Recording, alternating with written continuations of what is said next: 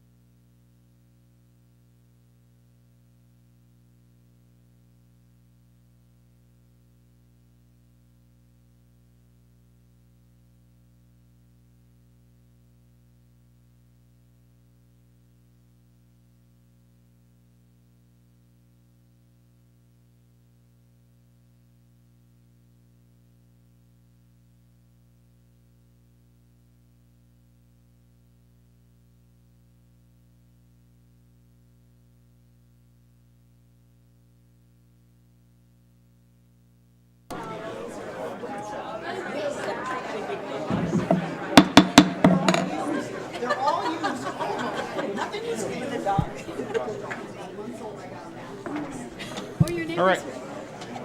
Your neighbor's here. Oh, yeah. Melinda.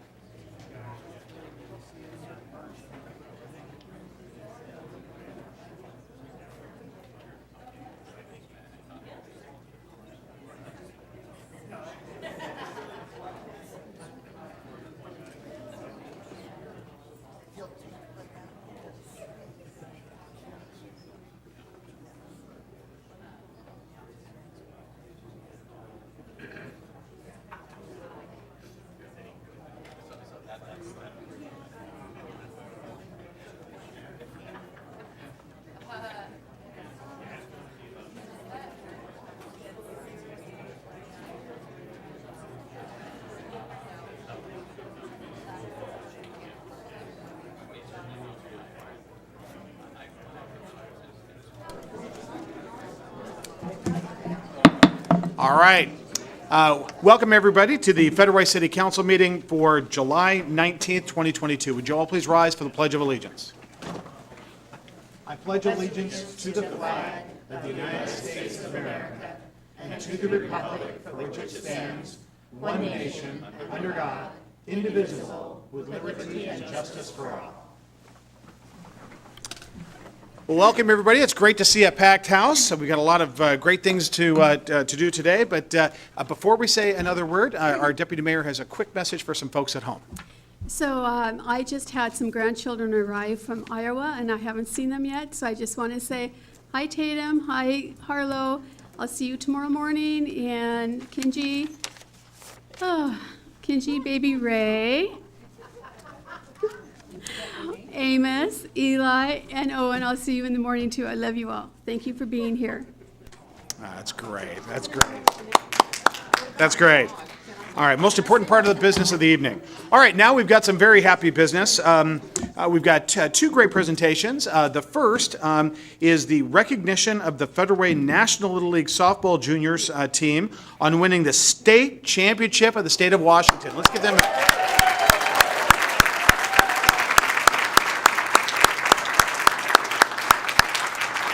We are so proud of you. They are heading to Arizona to compete in the Little League Softball Juniors West Regional. So it's very, very exciting. Now, my understanding is if they win there in Arizona down in Tucson, which I'm sure it's a little hot down there now, they're going to start leaving in tomorrow, and then I think the first game's on Saturday, but we'll hear more from the coach about that in just a few moments. But we are so proud of our champions, and we've got some certificates, and what I'm going to do is all the council has had an opportunity to review the certificates, and so what I'm going to do is we're going to introduce all the members of the team and then the coaches, and then we'll allow we'll have the coaches say a few words, and maybe a team captain. We'll leave it to the coach on who talks. But let's go ahead and let's meet our state champions, and then we're going to do a picture with all the entire council. And then when we finish that important work, we're going to have the mayor's key to the city to our very dear friend Cheryl Hurst, which we'll do in just a few moments. Before I say another word, though, we have a special guest here. We've got our Milton Mayor, Shanna Styron Sherrill. Welcome, Mayor. Good to see you. Okay, so I'm going to go to the podium, and then what we'll do is when I call your name, please come and take your certificate, and then we'll just one by one sort of line up. Haven't I gone over this a couple of times, Coach? It's practice makes perfect, right? All right.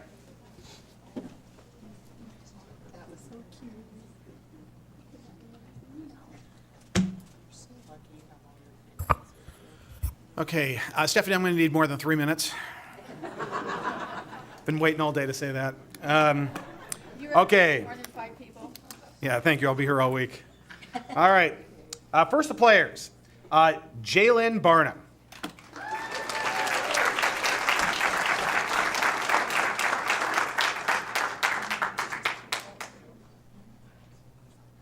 Okay. Izzy Blaze.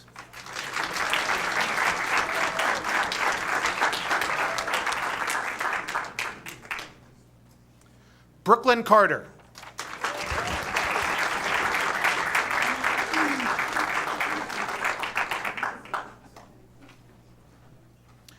Audrey Davini.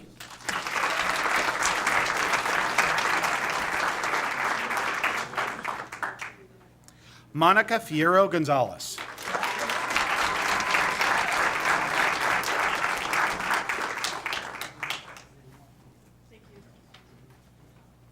Claire Foster.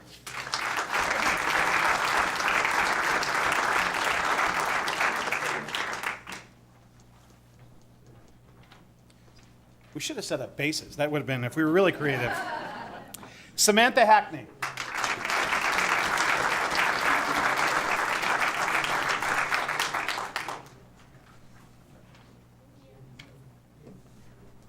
Samantha Jolly.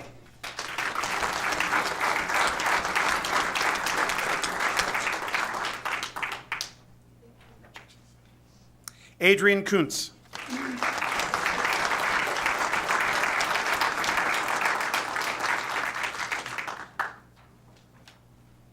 Hayden McCabe.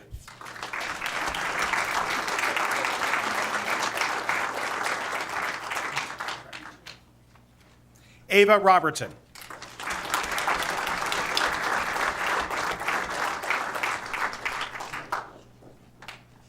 Valentina Ruiz.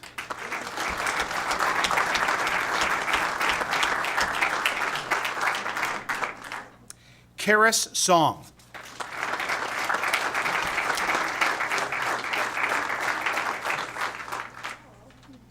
Jordan Thompson.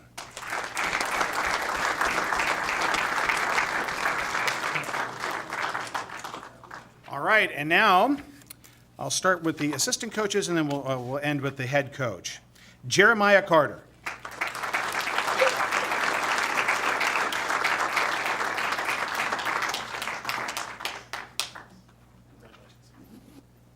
Chris Jolly.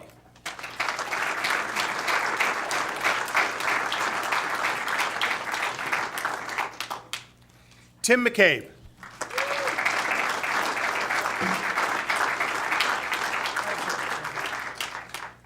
And head coach, Jeff Hackney.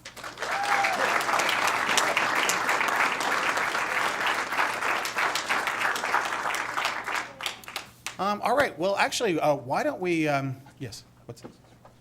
Yes, exactly. Why don't we go around, starting with our very first, with Jalen, and maybe you can tell us what position you play. Maybe state your name and then what position you play. And then, Coach, when we get to you, I'll have you say a few words. Okay? All right, go ahead, Jalen.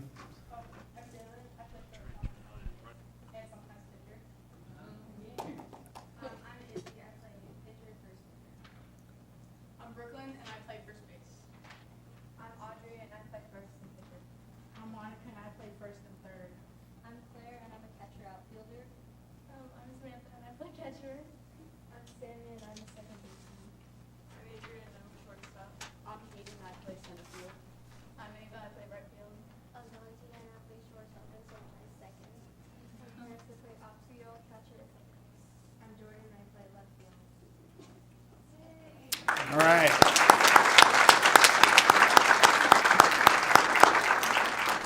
And coaches, do you have any specialties? Or do some of you do batting, or maybe we just start with the coaches, or just. Jeremiah Carter, mainly working with hitting. Chris Jolly, mainly defense. Tim McCabe, I work all around. All right, Coach, come on up, please.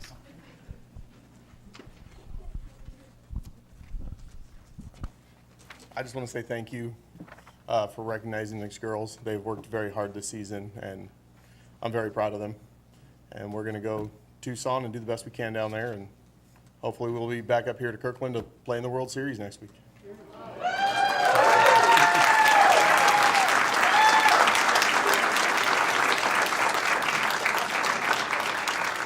So, yes, sir. I'd be remiss to mention that we are in financial need to try to help get these girls to Arizona. So if you guys don't mind, I know there's a bunch of politicians out here and everybody's out. Please open your purses and help out. It'd be wonderful. So can you come here real quick? So great point. So can you tell us if somebody wanted to contribute, what website would they go to? How would they go about doing this? Could you come up? Yes. Excuse me. Thank you. Right now, our fundraiser is through 99 pledges. They don't take anything. It's one of the more equitable ones that we have around. I believe if you go on there and search Federal Way Fast Pitch, It's 99pledges.com/Federal Way. Pretty simple for everyone here. And hopefully, you guys can help send us there in style. We'd appreciate it. All right. Thank you.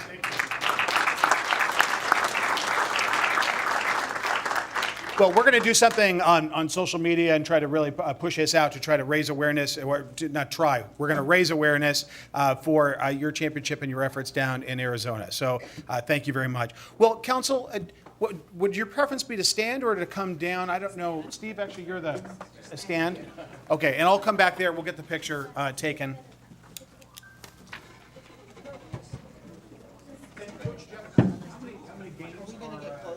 Yes, we should get closer.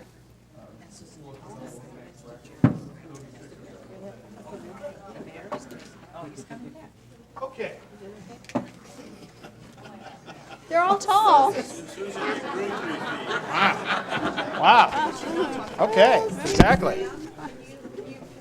You're the same height as me now. You want to come this way, you guys? The air is different here. Yeah. Oh, that's funny. But she's still taller than me. She's taller.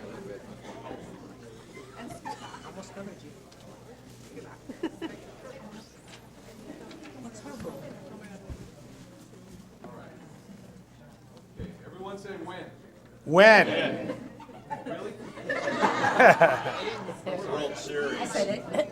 I'm a coach too, and I didn't hear that. Everyone say when. Let's go. When?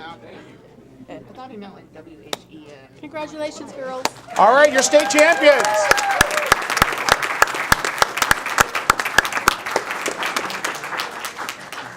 All right, thank you, and congratulations and good luck, everybody.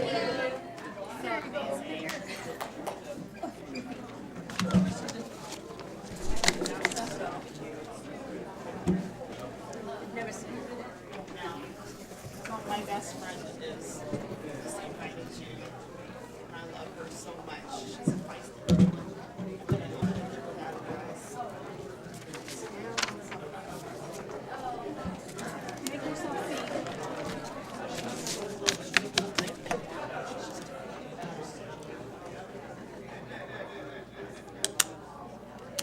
Okay, now we've got a very special, you guys actually, we want you to stick around because we're gonna have cake here in a few minutes. So I know you guys are eyeing the cake. Steve, your job is to make sure I do not have a slice of the cake, all right? So let's go ahead and get started with the next, all right, order. With the next item, which is the key to the city to a true friend of Federal Way, our dear friend Cheryl Hurst.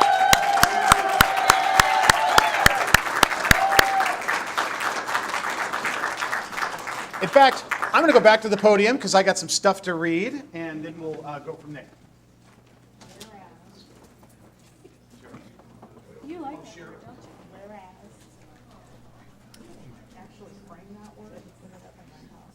Okay. Now, we have not given out many keys to the city. It's a program I started about 8 years ago, and it's really to make sure that we recognize people that have done that have contributed tremendously to our community, people that really leave footprints in your heart and in the community. So, this is what I'd like to say. The key to the city goes to Cheryl Hurst, July 19th, 2022.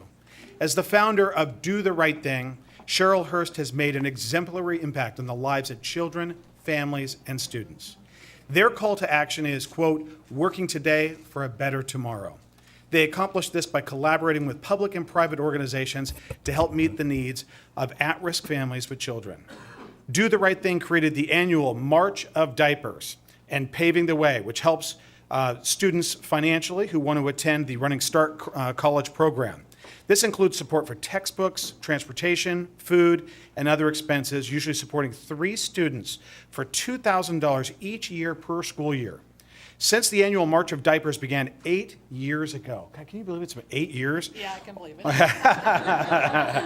Almost 1.8 million diapers and wipes have been collected due to their efforts. This includes cash that was used for diapers and wipes. I have to tell you, but before I go any further, when you go over to Billy McHale's, and you know the back room where they have the special parties, there are times in which that entire back room was so filled with boxes, you just literally couldn't walk back there. It's amazing. The first year, 15,300 diapers and 3,200 wipes were donated. This year, 396,801 diapers and 210,304 wipes were donated. During the first year, Cheryl worked with the International Aerospace Machinist Lodge 751. Multiple cities came forward after that first year. In the last 6 of those 8 years, Federal Way businesses and individuals have donated the space for storage. Do the Right Thing also annually recognizes South King County volunteers by rewarding the Dick Mayer Award, which is just a dear man. I love him. I know. I was just thinking about him the other day. Cheryl is also a volunteer. You're going to get me going here. Cheryl is also a volunteer and recruiter to support many other nonprofits in our area. It is in that spirit that I'm proud to present the mayor's Key to the City. The Key to the City of Federal Way, Washington, presented July 19th, 2022 to a hero of the city of Federal Way. In appreciation, it reads, I have to use this because I can't read it without glasses. In appreciation of your years of working today for a better tomorrow to help meet the needs of at-risk families with children, you are a shining example of a community-minded individual of the city of Federal Way. Thank you for all you do.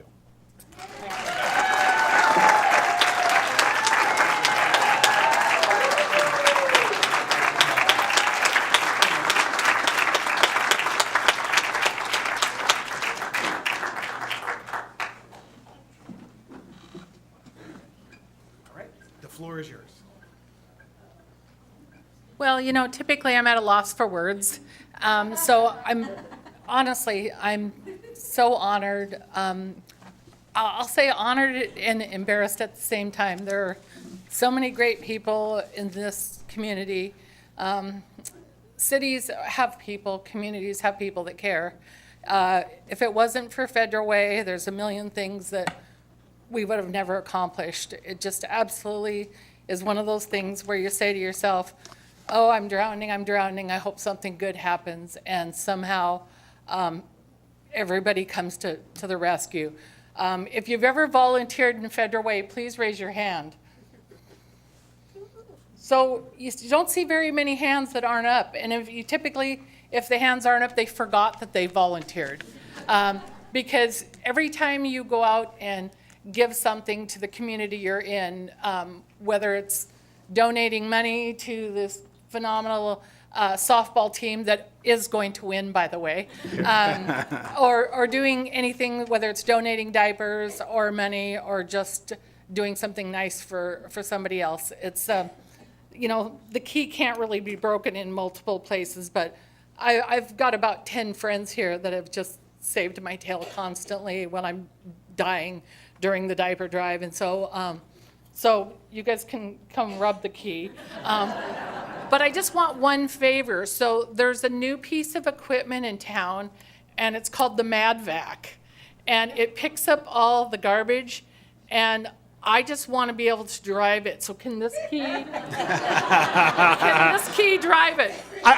Coincidentally, it fits. It fits the machine, Okay. so it works. So and we call it lovingly the Snuffleupagus. So, Yes, yeah. So thank you, everyone, and thanks. Wow, this is just really a lot.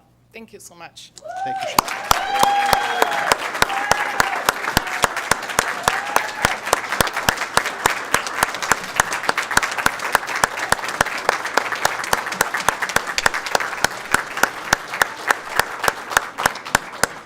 Okay, I think it's time for cake. Let's cut the cake, and why don't we say about 10 minutes, you guys? Is that about right? We got a reception. We're in recess for the reception.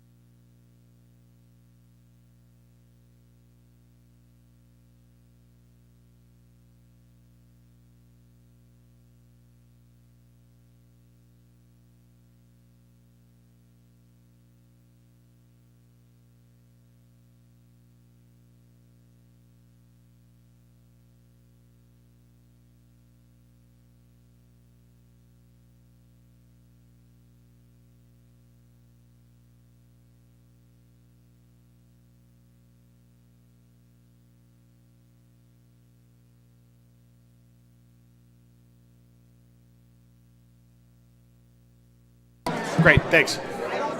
Oh, do you need this? Can you take a picture of it real quick, or? Yeah, I mean, if you want to keep it with you, it's fine. I got it. I think she's got one.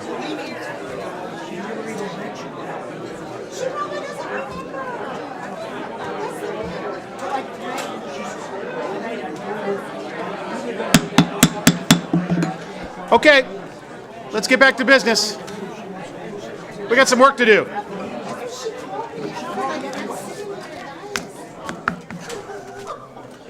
I think the cake was going fast. Oh my God, is it all gone?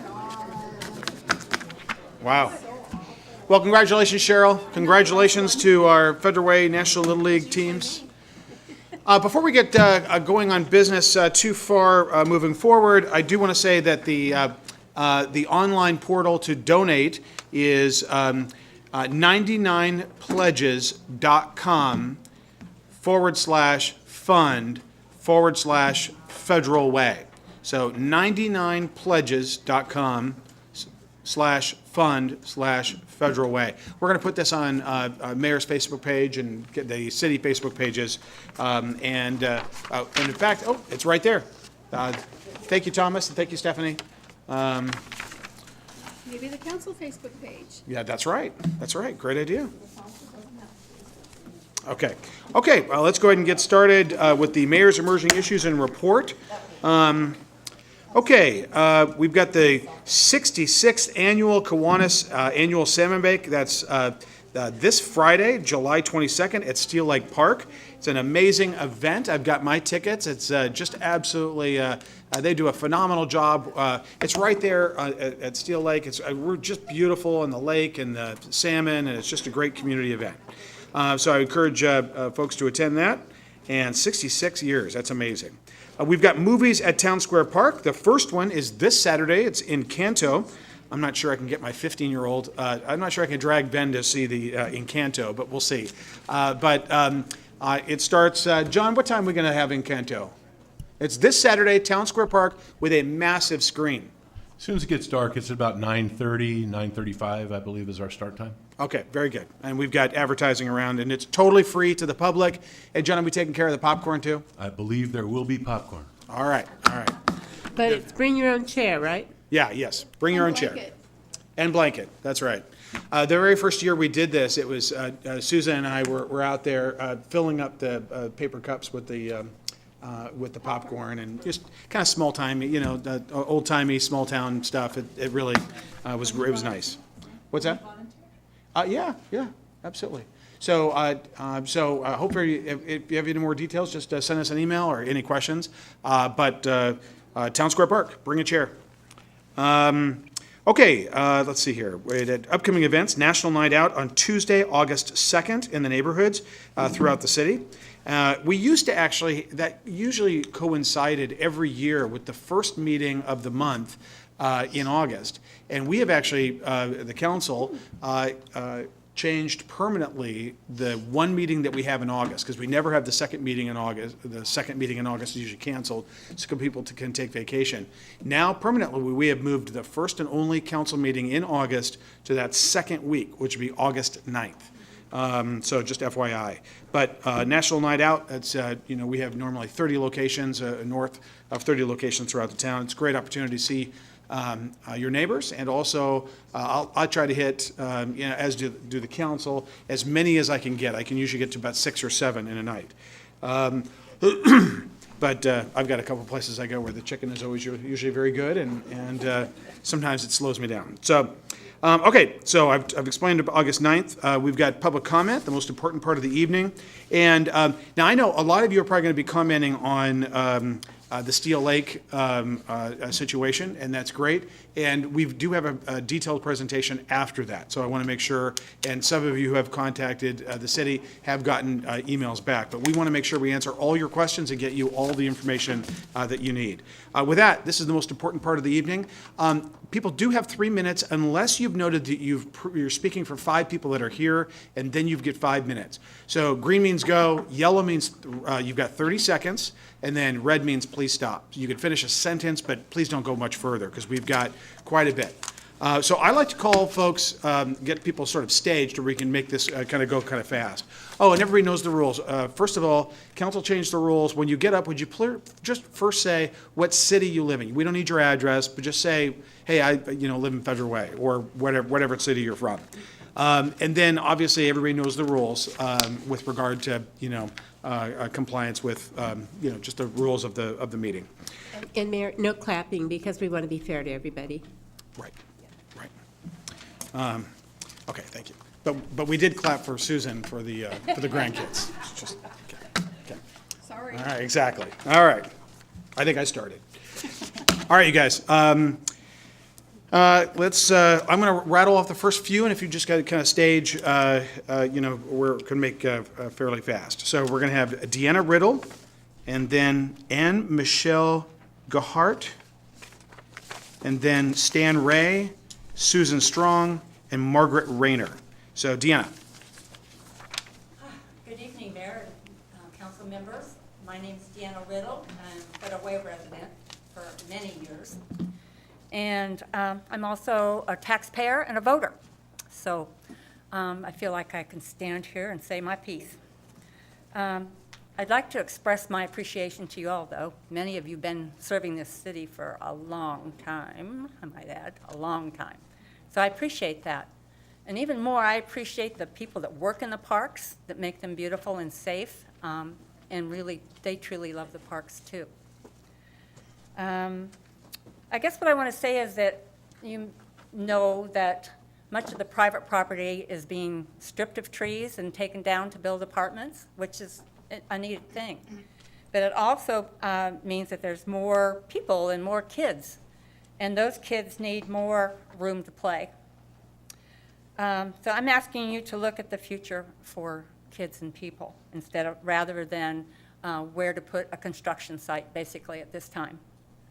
To consider a new vision and possibilities for the parks rather than the elimination of a park with the trees and playgrounds. And I did read in your city's Parks, Recreation, and Open Space Plan, dated May 3rd, 2019, and I quote, "Opportunities for recreation improves the lives of children and youth and can reduce rates of criminal activity and increase property values for homes and businesses around that park." That's a document that many of you were a part of, so I'm sure you're very familiar with it. So you're acknowledged in that document. I understand that money and human resources follow what people value the most, and I'm asking you to really take a look at what you value, and that is children and families. And you put those resources into the parks for the growing number of families. Thank you. Thank you. All right. And Michelle. Good evening, Council. Thank you to the public that are with us today. I'm really happy that you're here so you can hear a little bit about what I'm going to talk about today. I am an attorney in town. I've lived here on and off since, my parents got here in '74, right before the mall opened. What I'd like to do is tell you a little bit more about public markets because they are far more than just retail space. Retail is the front-facing aspect of a public market, but that's just the tip of the iceberg. As we research public markets over the US, Canada, and even as far as Europe, we found that there were programs of community service that are behind the front-facing retail aspect. Some of these markets have food banks, some have daycare centers, some have senior centers, healthcare clinics, and instructional classes. One program that is near and dear to my heart is a business incubator. At the start of the pandemic shutdown, I knew our small businesses were going to take a brunt, and they did. And I am sad to see that there's still far too many storefronts that are closed and are not occupied by going businesses. Cities need their small businesses. Those small businesses grow into bigger businesses, and businesses are the tax base of any successful city. As a serial entrepreneur myself, I know that starting a business can be daunting, and for the disadvantaged, what seems like a hurdle is really a mountain to them. My goal in joining the Federal Way public market is to create an incubator for services inside of our market platform. Those disadvantaged will come for free and share classes with those who can afford to pay. They're not going to know inside the incubator who has and who has not. They're all going to help each other get their businesses off the ground and see what flies. So why an incubator? Good ideas are not limited to just people with means. Everybody has great ideas. But only those who have support and mentorship get their ideas off the ground. The market will be that opportunity for them to test their businesses and see what flies. And they'll have less risk in doing it. What's the payoff? Well, we might be the germination of the next Starbucks or Sur La Table, both of which started at the Pike Place Market. We could be the next Microsoft. We could found the next Amazon. Who knows? What I do know is this city needs the tax revenue to support city services. The residents deserve a chance to see their business ideas get off the ground, and our light rail station will make it possible for us to reach beyond Federal Way for tourism dollars like we've never had before. We need a true downtown. We need an entertainment and experiential retail space the next generation is craving. In turn, the market will be able to provide services and programs to the community beyond just retail spaces, and when we do, the city will change forever, and we will change the trajectory of the city. It's time. We need the support of the residents to make this public market a reality. We are working towards having our project up and running as the new light rail station opens, and we invite you to come dream with us, and we invite you to use the public market as a community-driven project, because with your support, we can do it. Thank you. Thank you. Stan Ray. Hi, I'm Stan Ray. Lived in Federal Way for 30 years. I'm just here to talk mainly because my wife said if I don't come up here and talk about the Steel Lake Park that I won't be able to talk to her when I get home. So I've coached games there, I've played games there, I've umpired games there at those fields at Steel Lake, and I just think it would be a shame if we use that, you know, for a utility, a storage place. You know, and again, I appreciate all of the work that the parks personnel do. The parks are very nice, but I just like to see if there's a way we can figure out how to, you know, do what they need to do and keep those fields. Thank you. Thank you, Stan. I think you're covered. This is televised, so I think you're all good. All right, Susan Strong. Mr. Mayor, City Council, I'm Susan Strong. I've lived in Federal Way for 47 years. The Federal Way Skate Park has been around since my son was very young. He's a young man now and still enjoys skating at that park. He and his friends meet over there when they can and get in some good, wholesome exercise. This park, I was surprised about this. This park is mentioned in northwestskater.com/Federal Way as a skating park located in Federal Way. Who knew the rest of the world knew about us? This website has some great photos of our skate park. There's also another website that offers skateboard lessons at our park. Who knew that? And of course, we have a shop in Federal Way called 35th Avenue Skateboard, where they sell skateboards and all the parts and pieces you need to keep your skateboard going. This shop is the only one of its kind in this area, according to my son. The young people in Federal Way deserve to have a skate park. If this one needs to be torn down, then a replacement needs to be built and operational before the current park is closed. Thank you. Thank you. Margaret Rayner. Hi, I'm Margaret Rayner, and I live on Steel Lake on the north side, just opposite the park. And I really appreciate that you need to build a new maintenance facility, but please, not where it's being planned at this point. I've been very, very proactive on issues regarding Steel Lake throughout the years, and especially the matters regarding the water quality. I'm currently on the Lake Management District, and the residents of Steel Lake have done so much to help, along with the help of the City of Federal Way, the quality of Steel Lake. As a result, it's made the park one of the crown jewels in the City of Federal Way, one of the best parks there is.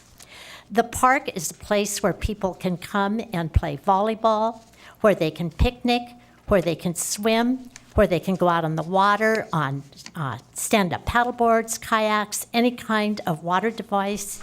And then the baseball fields where people can play baseball. When I saw the Little League here, I thought, I wonder how many of them started over on that baseball field.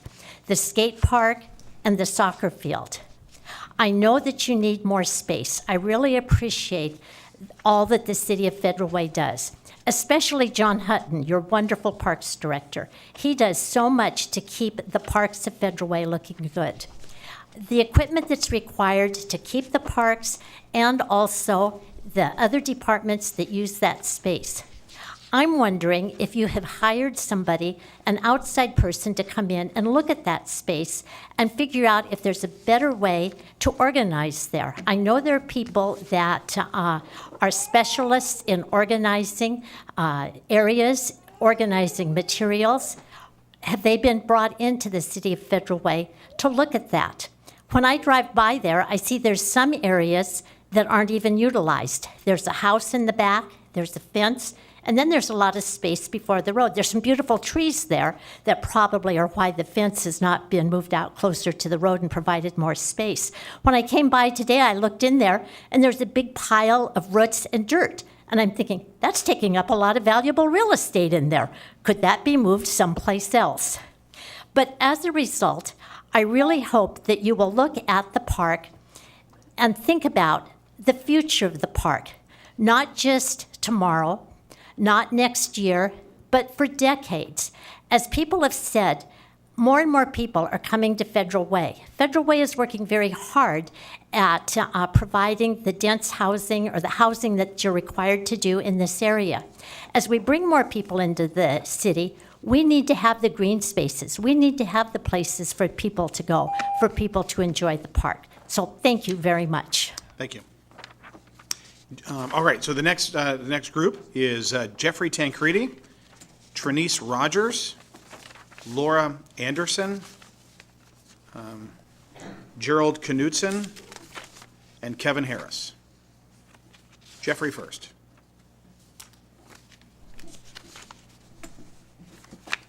Good evening, Mr. Mayor, Council. Jeff Tancredi, Federal Way resident, 27 years. Yes, I'll like to speak on the Steel Lake Park. I grew up in Northern Virginia playing baseball, and I remember fondly those memories of playing on a baseball diamond. And so I think of the Federal Way kids. There's close to 100,000 people in Federal Way. I think those baseball diamonds are very important. Also, I think you need like 12 acres for that facility. You have several blights on our city, the East Wind Hotel, the New Horizon Hotel, and the Jack in the Box at Pacific Highway South and 312. Those three areas, those three things could be bought, and something else, maybe the facility could be split up into three all along Pac Highway. You would eliminate a huge blight on our city. It's embarrassing to be living here and to have those hotels. In Tukwila, when I used to go to work at the immigration building, I used to pass these hotels. And one day, the police must have, because they were, researching, and they found out that it was all kinds of prostitution and drugs, and they busted it all up. But what they found out at those hotels in Tukwila is that if you went to room 101, that meant prostitution. If you went 201, that meant some kind of drug.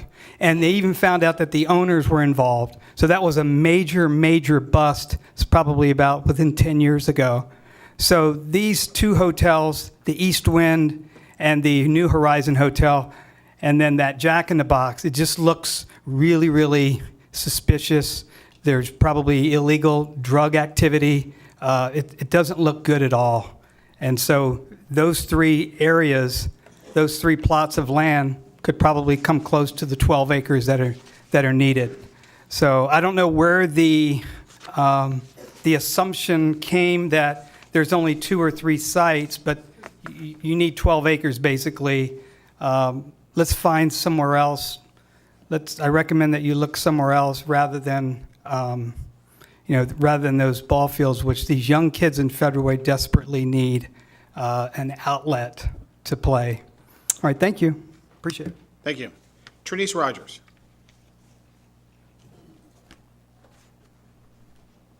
Hi, good evening. This is regarding the TikTok video. I wanted to address the harm that has been done as a result of the most recent Federal Way embarrassment. The TikTok video post was posted by a very own Federal Way police officer. The outcomes of finding a reason to pull you over disproportionately adversely affects Black communities. The disturbing comment sent a message of harassment, terror, and abuse of power to some residents here in Federal Way.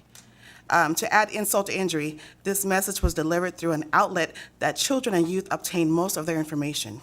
Planting a seed of fear and terror to our youth of color only fuels justified trepidation in regards to building healthy community and law enforcement relationships. As a mother of 5 Black youth here in the Federal Way area, I'm very curious about our leaders and how they feel about this most recent embarrassment, especially that our twins just turned 16, so all 5 of our children are eligible to drive these streets here in Federal Way. And again, it's very important that we hear from our leaders in regarding this matter. Thank you so much. Thank you, Trinice, and thank you for your service to the city. Laura Anderson.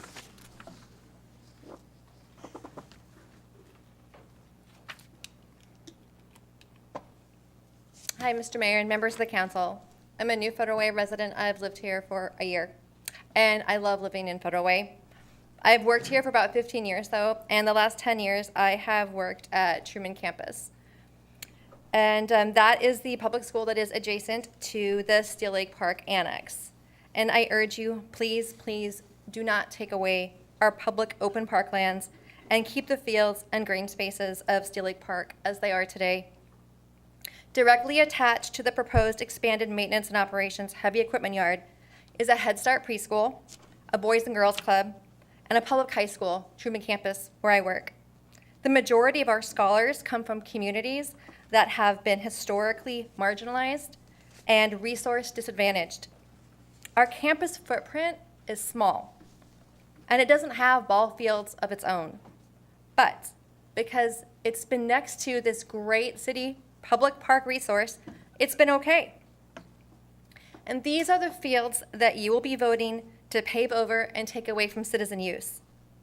The Steel Lake Annex has hosted our campus Turkey Bowl, serves as a backdrop for senior pictures, student art and video projects. The trails are used for exercise and mental health breaks. During the day, I see the baseball fields used by mature older gentlemen playing ball and staying fit. It's my hope that a forward-thinking city will see the wisdom in not taking an existing public resource away from its community. In a 2020 Mirror article, the mayor's communication coordinator is quoted saying that the operations would primarily be 7 a.m. to 5 p.m., the loudest noises being starting of equipment and backup beepers. Those loudest noises would be during school hours. Our campus is sandwiched between a busy freeway and an elevated light rail. We will need this peaceful park more than ever. Our kids deserve a quiet learning space and clean air. Don't tear up nurturing green open space and replace it with loud, rumbling, heavy equipment, electronic warning beeps, and engine exhaust right in our backyard. Please don't pave our park. Gerald Knudsen.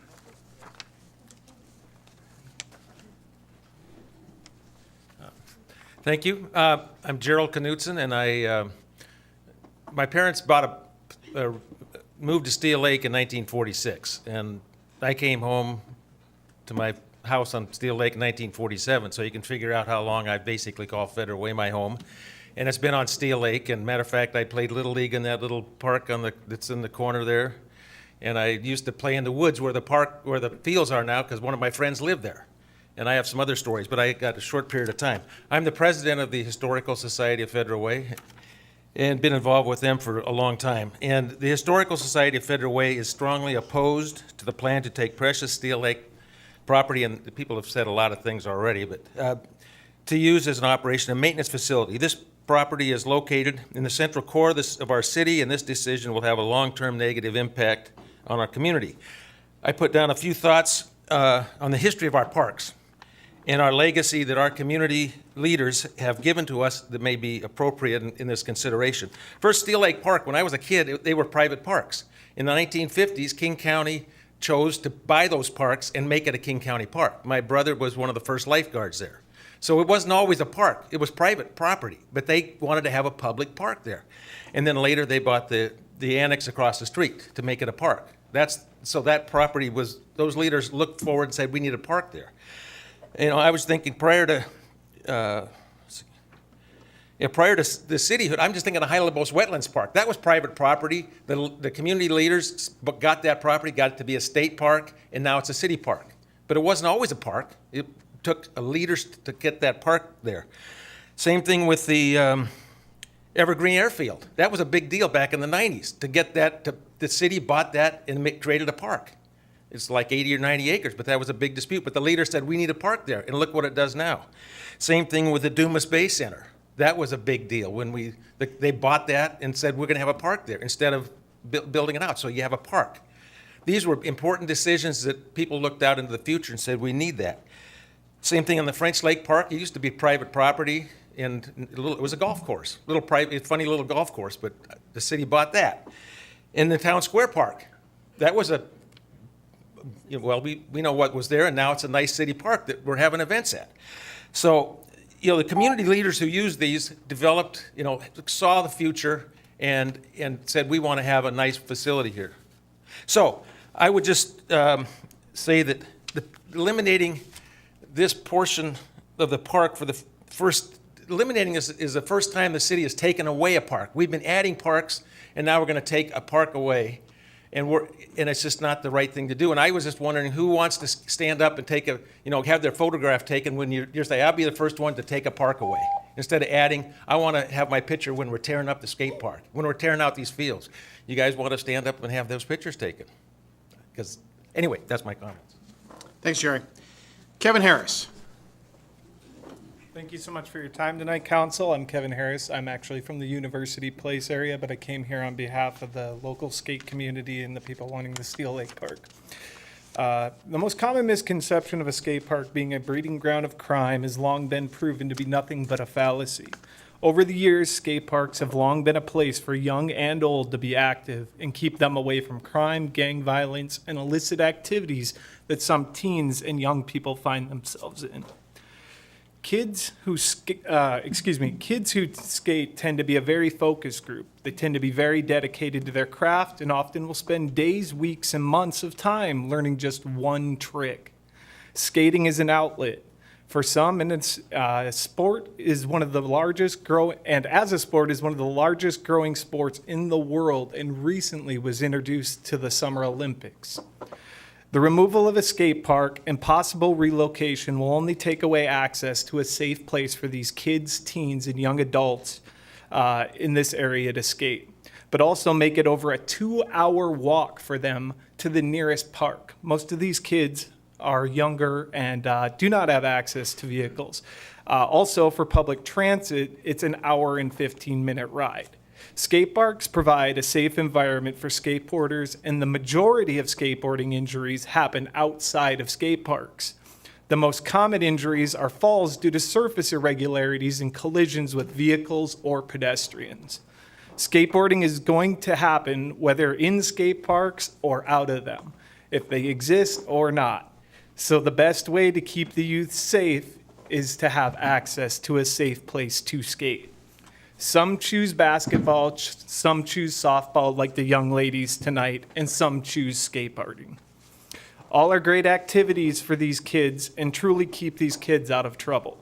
If, as you say, the park will be removed and relocated across the street, why not simply put the construction site there in the place where you planned on relocating the skate park to? It seems as an unnecessary stripping of a place the community has to gather.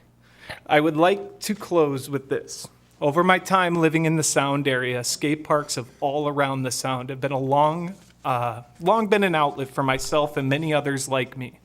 They have kept me away from the riffraff, and I hope the council will recognize the importance of a skate park to skaters and the community as a whole. And just with this, in Long Beach County, California, a study was done over 5 years when a skate park was built in 2003. Drug crime in the area amongst teens went from 60.9% at the time of the building to 22.8% at the closing of the study. That's a 40% decrease. Thank you. All right, thank you. All right, next group. Kelly Saran, Karen Brugado, Anna Patrick, Ken Blevins, Cynthia Ricks McAtan, and William Stewart. Kelly first.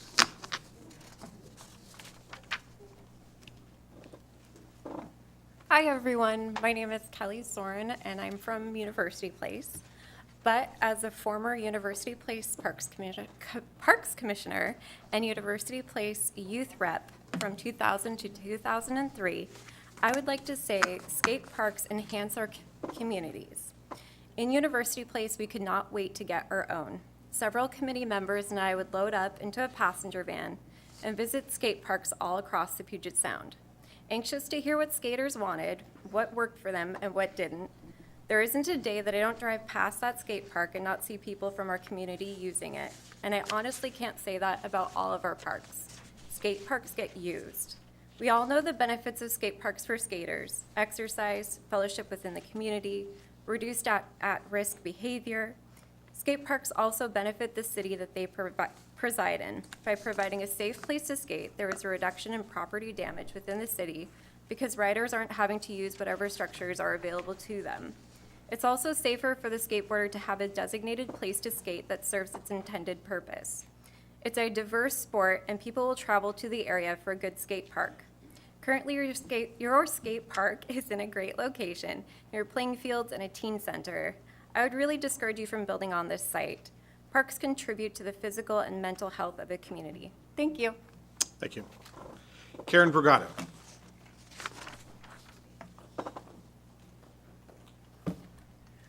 Good evening, Mayor and City Council. I'm here to talk about the need for the maintenance facility here in town. I am part of Parks Commission, so I know it's necessary to have, in fact, I was talking to Mr. Hutton this afternoon about it, well, this evening, and the need is great. He pointed out some facts that really nobody knows, that when he first was employed here, he was in a condemned building. Literally, the ceiling was falling down on the people who work there. They need a parks facility, and they've needed a parks facility since 1999.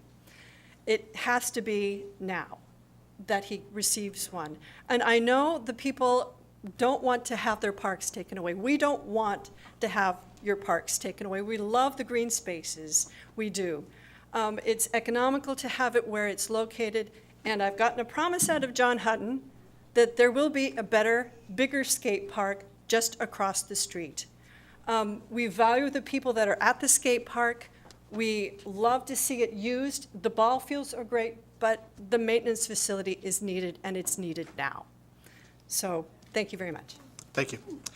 Anna Patrick.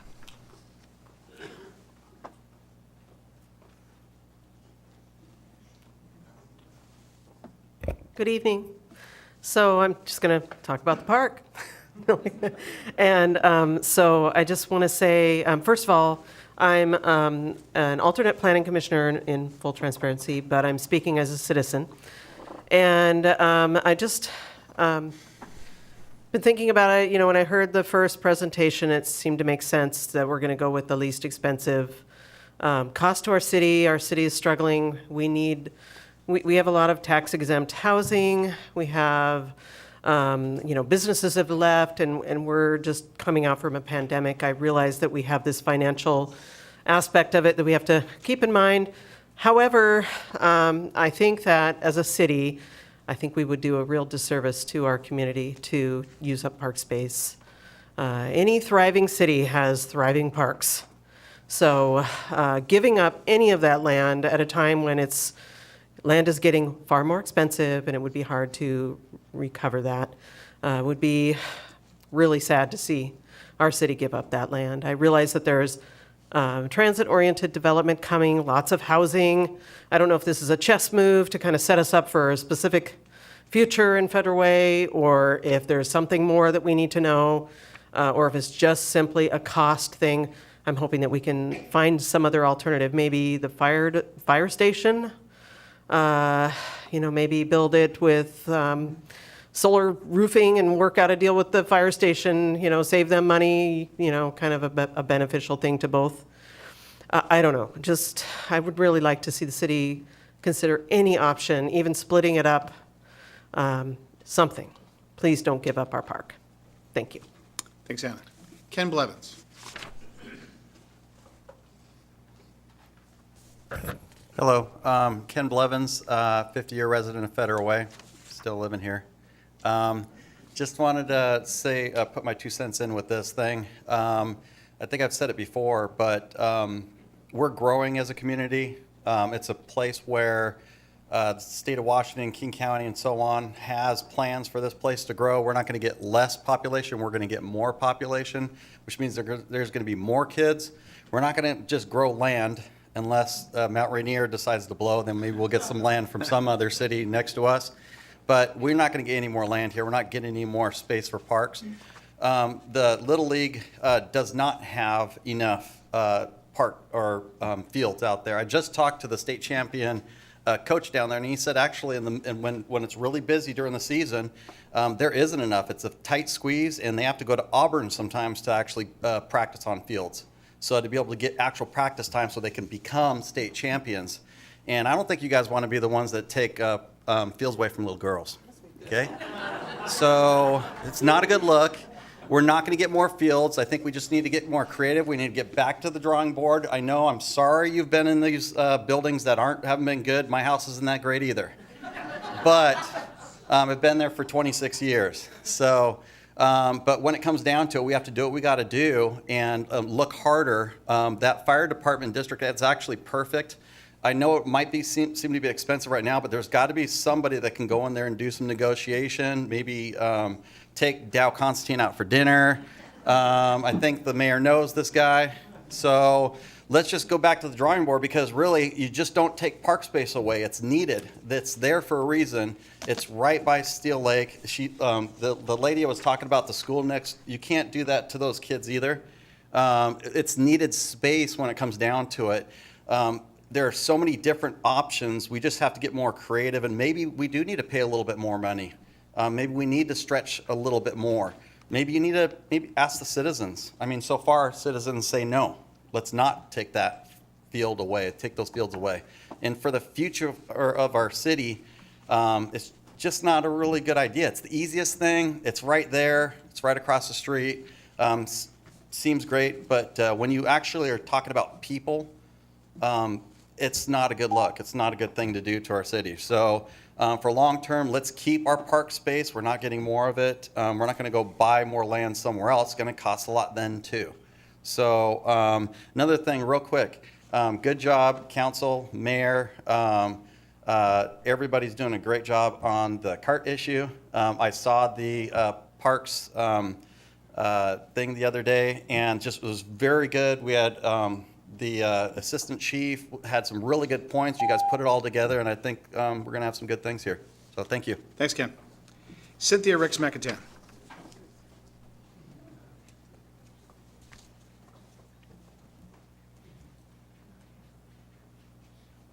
Hello.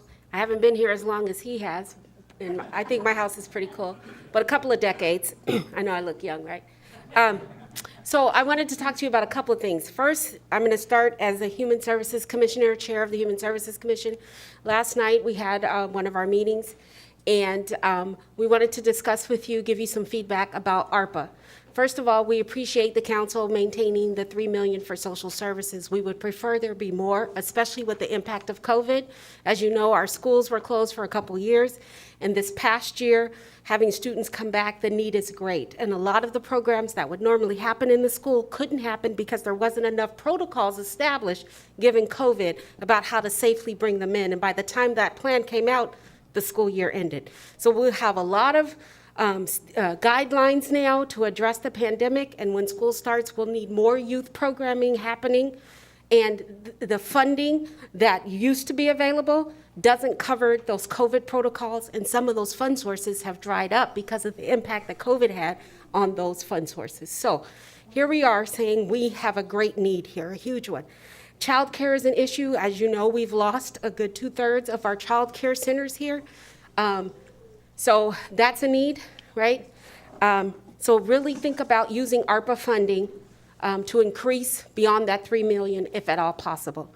I was here for the special meeting, and I heard the discussion about whether or not Human Services Commission could review requests for economic development. We already do. Did you know Community Development Block Grant for economic development and business development? Those applications come through us too. So we do look at job creation and business creation. We do look at some of those. So we do have the ability, if you wanted to do a competitive process for the chamber or for the others that are doing job creation and economic development, we could actually look at those too. It's not far-fetched. So I just wanted to put that out there.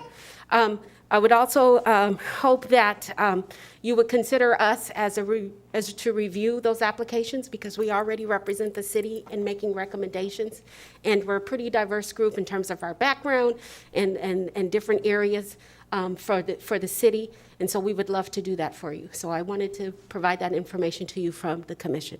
Now I'm going to switch gears. With respect to the park, now I'm switching gears, so no longer Human Services Commission. I'm on the board of the King County Boys and Girls Club, and as you know, EX3 is right there near the park. And a lot of times, our students use that a lot from the club.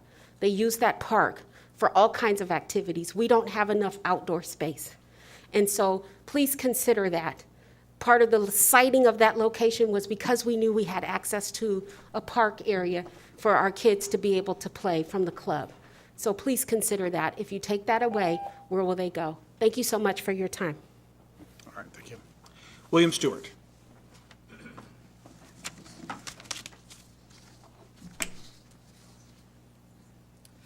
Hello, my name is William Stewart. I'm here to speak on behalf of Steel Lake Skate Park and to speak as a youth of Federal Way. I've lived here about all my life.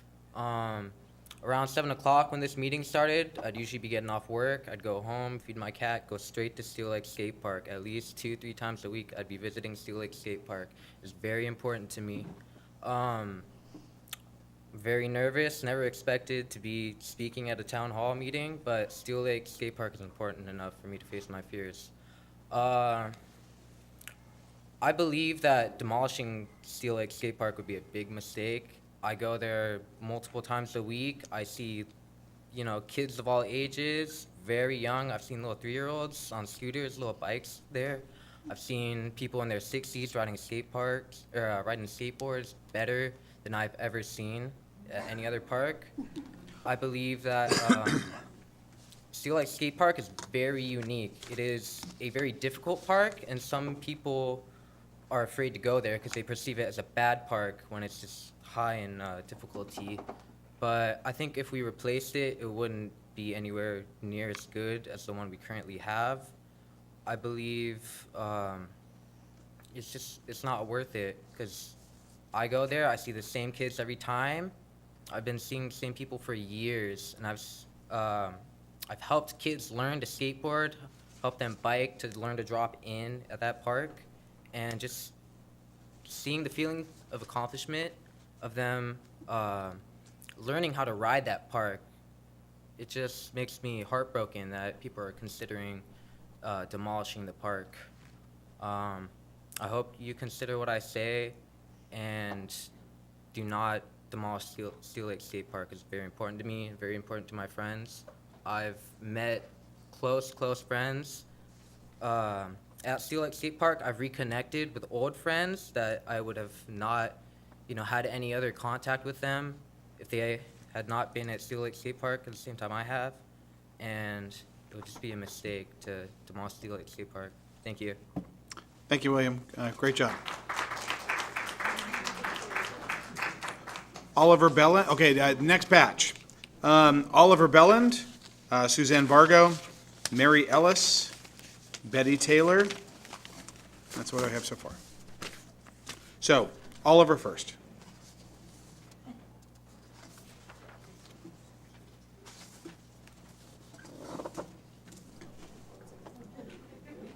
Hi, my name is Oliver. I'm Des Moines. I live in Des Moines, but I do ride steel a lot, and it's really cool watching the kids all ride there. And I went to Federal High School and watched a lot of kids from Truman go to the park and play at the park. I get off work and I work long hours. I'm an iron worker, union iron worker, and all I want to do is just skate and kind of just release and get back to my house and go to bed. It really completes my cycle, and it's important to my exercise and my mental health. And I think a lot of other people can say so. I feel like the park is an island, in a lot of just loud noise, and so I can go there and just kind of zero in and focus on my own abilities, and it's growth. It's important. I don't have much else to say, but you should keep the park, And if you do make a new one, lights. Yeah, lights, yeah. All right, thank you. Thanks, Oliver. That was worthy of applause. Thank you, Oliver. All right, Suzanne. Hi, thanks, Council. It's been a while since I've been here, and I forgot my speech at home, so I'm going off of my phone. I just got some bullet points here. First off, there are so many amazing qualities and need for our Steel Lake Park and the Annex Park. And every one of these people has brought up something new and delightful that I hope you all will consider. First off, the environment. Due to the natural sloping of this park, storing chemicals in containers throughout the park will lead to groundwater runoff, which will go into the massive wetland that feeds into Steel Lake. We are lacking tree canopy in our city greatly. We have lost several forests with the Weyerhaeuser campus specifically, and we are definitely below our 30%. That was supposed to be a part of our comprehensive plan, so we definitely don't want to be losing that. That is where our wildlife and our raptors hang out. It is the reason we go to parks to begin with. Nature is always a yes to the soul, and we cannot afford to lose any of those. No cumulative studies have been conducted since the last time we spoke about a year and a half ago. Safety. How will our patrons feel safe? Our children, our pets, the elderly. We've got senior facilities on the side of 312th of the Annex Park. The Annex Park is amazing because it is not the hectic, crazy, family-oriented place of Steel Lake Park by the lake. And so our elderly can travel safely down the sidewalk. Our youth can play, of course, and we can walk our pets. This will be very difficult with noise, pollution, trying to see around containers, and working around large semi-trucks. Being a member of the Historical Society, I'm at our facility often and see the amount of people and just who uses this park. I've heard it say so many times it's underutilized. Nobody uses that skate park. I'd like to know how many of you have actually engaged with any of those skaters. Have you ever gone up and just said, hey, how's it going? Do you like this place? It is essential. It is one of a kind. It keeps our youth safe and out of crime's way. I'd also like to remind you that this park is a memorial park to Carl Grosch. He's the father of youth soccer. He wrote the Constitution and he brought it here specifically to Federal Way. Those fields are economically viable. They bring in families for hotels, restaurants, and numerous other much-needed tax break in our city. And I'm sorry, this phone is not doing me well.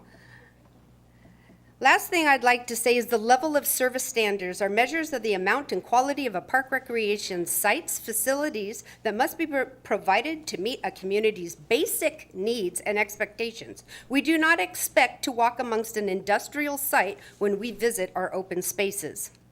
This plan aims to provide a focus on cultivation of community ownership, understanding how parks, open spaces are being used, enhance those uses, activity levels, adopt a safe citywide walking system, and the roles of parks and open spaces that shape the image and identity of Federal Way as a high-quality place of life. This is guaranteed us in our Growth Management Act. I fully oppose the proposal to take any portions of Steel Lake Park or the Annex fields. Please visit these places and talk to the people who utilize them. This is historic, and we cannot lose our longest running, most beloved park. Please, please. Thank you. Thank you. All right, Mary Ellis. And when the time, I didn't have the heart to interrupt you, Suzanne, but when the red light goes off, if you could just I'll be brief. Okay. Actually, there's been wonderful comments, and thank you for postponing this vote. I'm usually more on top of it, but this completely went past me. I did hear about it at your open house at the PAC when we were talking about the community development plan, and at that time expressed concern about it and was basically told, it is our land and we can do it. It is not your land. It is the citizens' land, and you're there, you're the caretakers, and I cannot fault parks at all. John Hutton has been terrific with the resources he has and his staff. I think every bit of parkland needs to be safe. We are a growing community. We have these needs. We're seeing emotional needs with what's happened with COVID and all. So every bit of parkland, every tree, there's got to be a better space.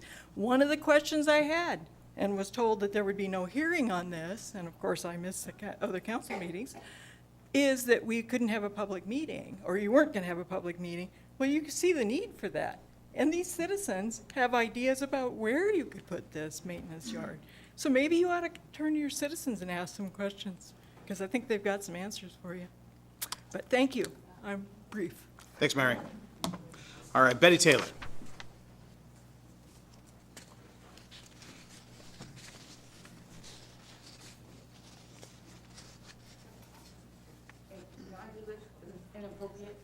That's okay. Yeah.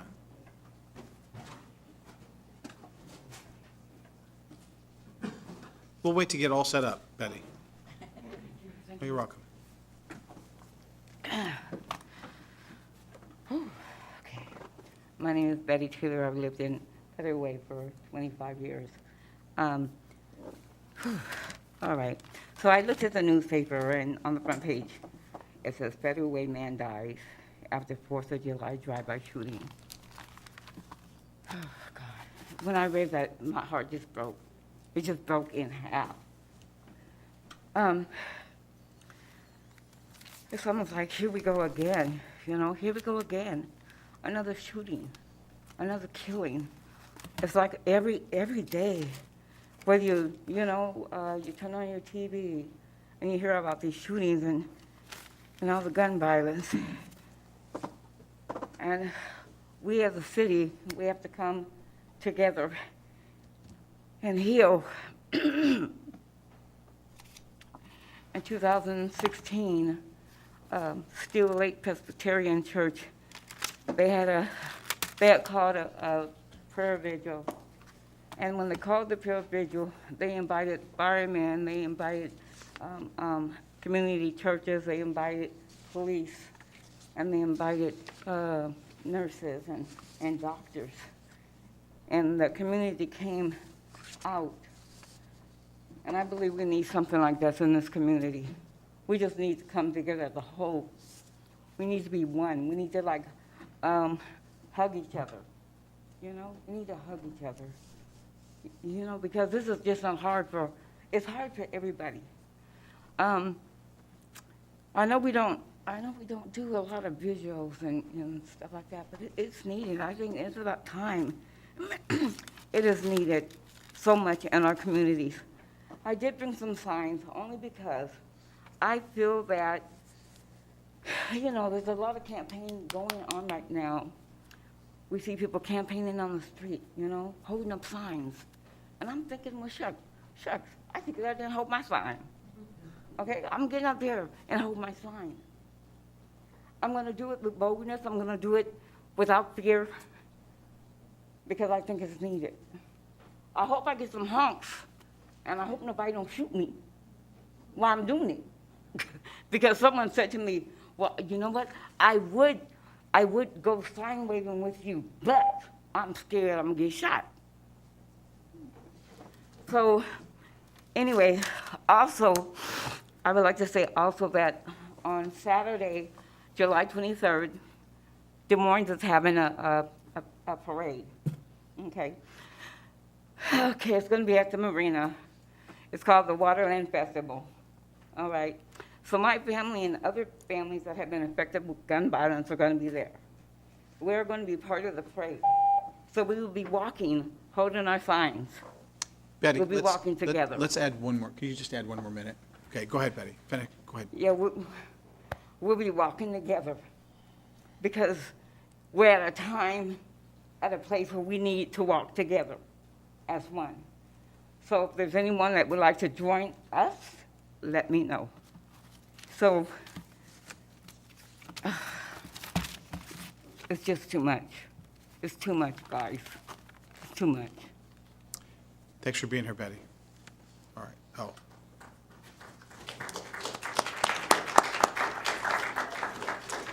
Now, I've got both an in-person and an online sign-up for Logan Wilhelm. Is Logan here? Yeah, I signed in twice just because I wasn't sure which one I should do, and I wanted to make sure I was there. Would you like to come on up? Sure.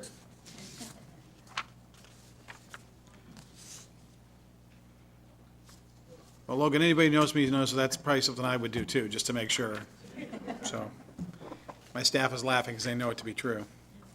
Go ahead. Good evening. I'm Logan Wilhelm. I'm a skateboarder, and I've lived here in Federal Way on and off throughout my life. Probably moved here first time when I was like 4 years old. And I'm going to talk mostly about Steel Lake Park, about the skate park specifically, because that is my home.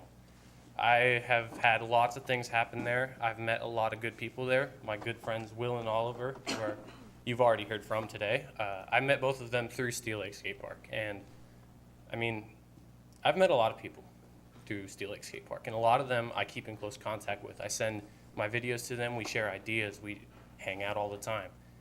As you know, Steel Lake Skate Park is the only skate park in Federal Way, and the closest ones would probably be Norpoint in Tacoma, or maybe the skate park in Auburn, or Kent. Kent has 3 or 4 skate parks off the top of my head, but Federal Way, we got the one. That's all we got. Sorry, my voice is a little shaky right now. About a year and a half ago, I almost died in Steel Lake Skate Park. My friend Will was there on that day. I was not wearing a helmet, which I have completely turned my mind around. I wear my helmet all the time. I have one in my car. I got 2 more at my house. Helmet save. But I wasn't wearing my helmet that day, and I fell, and I hit my head really bad. I was unconscious for 5 minutes, maybe even longer, until the paramedics got there, and I was taken all the way down to whatever the good hospital is in Seattle. I don't know the name of it. Yeah, that one. I don't know. I was completely passed out. I was repeating my sentences and stuff like that, and I had super bad brain damage, and I was really loopy for like a week. But as soon as I was able to skate again, even though I'd almost died, my blood was spilled. All my friends were traumatized. They didn't want to go back. But the first thing that I did was I went back and I did the exact same thing. It was a really simple run. I rolled in on one side and I came over and I went up towards the spine and hit a little slash grind, which is just like riding over the coping. And then you come back down the other side and I came up and did another slash grind. And when I hit my head, it was when I came back down and my wheel hit my skateboard and I flew backwards at top speed into a straight center block ledge. And that's why I was passed out.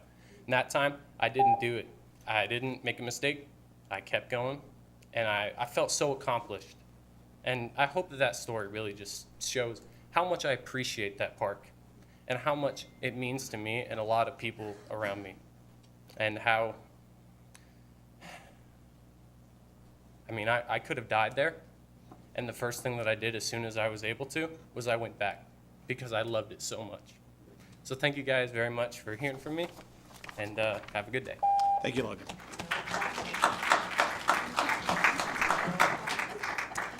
Okay, so now we've got two online. We've got Greg McCann and David Waite. Is that right?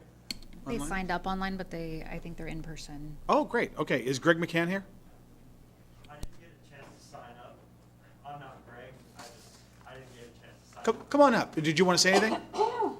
Well, yeah, we'll get, when you get all done, we'll have, no, come on up. When you get all done, let's have you fill out a pink sheet so we've got your name for the record. Okay, absolutely. But go ahead. Okay. Hello, everyone. My name is Joshua Collins. I've lived in Federal Way since 1993. Gone to that skate park probably since I was about 5 or 6 years old with my father. He taught me how to drop in there. I learned how to skateboard there, learned how to rollerblade there, bike. If it had wheels, I was there. It was a great outlet to go to after school, leave school, kind of decompress there, kind of vibe out at the skate park. And I pretty much recognize every one of those gentlemen who just came up here. I'm probably a lot older than them, but they do look familiar, and it definitely, skateboarding obviously brings kids of our age together. We learn a lot about, the streets and how it cannot be the best for us, and we just find outlets and different ways to express ourselves, and skateboarding is definitely one of them. And it's definitely one of the best skate parks around, especially for vert skating, as to like skating ledges or anything of that nature. But I just think it would be a big mistake to get rid of that skate park because it was such a great place for me. It just kept me out of a lot of trouble, and if you guys do decide to expand, I like his idea on the lights. Thank you. Duly noted. Thank you very much. Oh, and if you could fill out a pink sheet and then just hand it up to Stephanie. Thank you. Is Greg McCann here? Greg McCann? Okay. Oh, yeah, he's with the Federal Way Public Market. Okay. And he's not online? Okay. And then David Waite. He said that he was not feeling too good and he couldn't make it today. All right. Okay. He's the owner of 35th Avenue, though, the only skate shop in Federal Way. So Oh, great. Thank you. I assume that he has similar views to all of us. Thank you. Thank you. Stipulated to. Thank you. Thank you, Logan. Okay. That concludes the public comment that I have. Do we have anything else? I just want to say that we had 12 written comments that came in. I'll just read their names. It's all in support of Steel Lake and the skate park and the ball fields staying where they're at. It's Dahlia Contreras, Scott Chase, Donna Kinder, Melissa Hamilton, Heather Prasad, Tina Garber, Dayla Brushenwig, Neva Welch, Laura Anderson, Richard Strong, Susan Strong, Stephanie Christine Maggot. All wrote to the council. They'll be uploaded to the website and sent to council. Okay, great. And do we have? Can I do one more? Yeah, of course. Come on up. We're here for you. Hi, I'm Libby Ray, and I actually tore my Achilles tendon at Steel Lake softball field, turning a double into a triple. So I was in a boot for 6 months. Anyway, I did read the article that it said that 2 other fields would be improved on if these fields were taken down. And I was curious what fields they were, with Steel Lake having the park there and the high school there and the bathrooms there and the playground. the 2 fields that were noted that would be improved on with drainage and lights, I was curious what 2 fields you guys were referencing, and are there bathrooms there? Would there be room for a skate park there and a playground? All right, thank you. Do you have any other comments? No. Okay, great, thank you so much. And then when you fill that out, just to make sure that Stephanie gets it, please. John, can you answer that? Yes, we would, our proposal would be to do Lakota. There's 2 little ball fields at Lakota that, with the improvements that she just mentioned, including drainage, irrigation, some new fencing, and LED lights would actually be an improvement on those 2. We would also consider doing the 2 fields at Sacagawea. To answer her question, yes, both have restrooms. Okay, and then there's been 2 questions about whether the renovated or the replacement skate park would be lighted. EJ or John, do you know whether the skate park? I think it's a great idea. Okay, all right. Okay, this was actually probably, I've been 10 years on the council, 8.5 years as mayor. This was one of the best public comments I think I've ever sat through. Thank you. We all very much appreciate each and every one of your heartfelt comments, and we all take it to heart. So thank you very much. Mayor, Okay. can I make a Yes. comment? Yes. I just wanted to ask the youth, if you have friends that are in high school, please encourage them to join the youth commission. And at times like this, I think we could actually turn to you to ask for your comments and input. And so go on our website and apply and encourage friends that are still in high school in Federal Way. Please. Thank you. Great point. Thank you, council member. Okay, now we are on to item number 6, which is council committee and regional committee reports. First, we've got the Parks, Recreation, Human Services, Public Safety Committee. That is Council Member Walsh. All right, as was alluded to on our last Parks, Recreation, Public Service, or Human Services and Public Safety meeting, we had an extensive discussion on the shopping cart situation. Some excellent, a very good discussion, and I think that we have some ideas that will be able to make a significant impact on the situation. The staff will be working on a proposal, taking the ideas that we discussed on a proposal that will be presented in our September meeting. And we look forward to that. It's a big step in the right direction, I believe. And we will not be having a committee meeting in August, so it will be in September will be our next committee meeting. All right, thank you very much.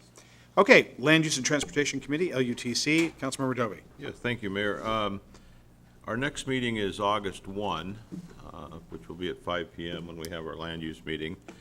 And last meeting, you'll see a lot of things on the consent agenda that we discussed, but one of the big topics we're exploring and talking through is school impact fees and just fees in general for the city and development and what we charge. That we concluded from our meeting that our staff will be giving a call to the school district to discuss it. There was a lot of sentiment that maybe school impact fees are not necessary right now for some of the development we're looking at.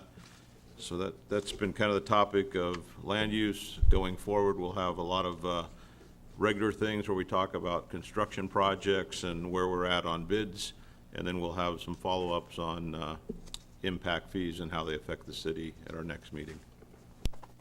All right, thank you very much. All right, Finance, Economic Development, Regional Affairs Committee, FEDREC, Councilmember Tran. Thank you, Mr. Mayor. Our meeting is going to be next Tuesday, July 26th, here in this chamber. All right, thank you very much. Lodging Tax Advisory Committee, LTAC, Councilmember Asefa Dawson. Thank you, Mayor. We met last Wednesday and talked about the lodging tax budget revenue report from Steve. And we also talked about the 2024 Olympic diving trials and 2025 driving championship status.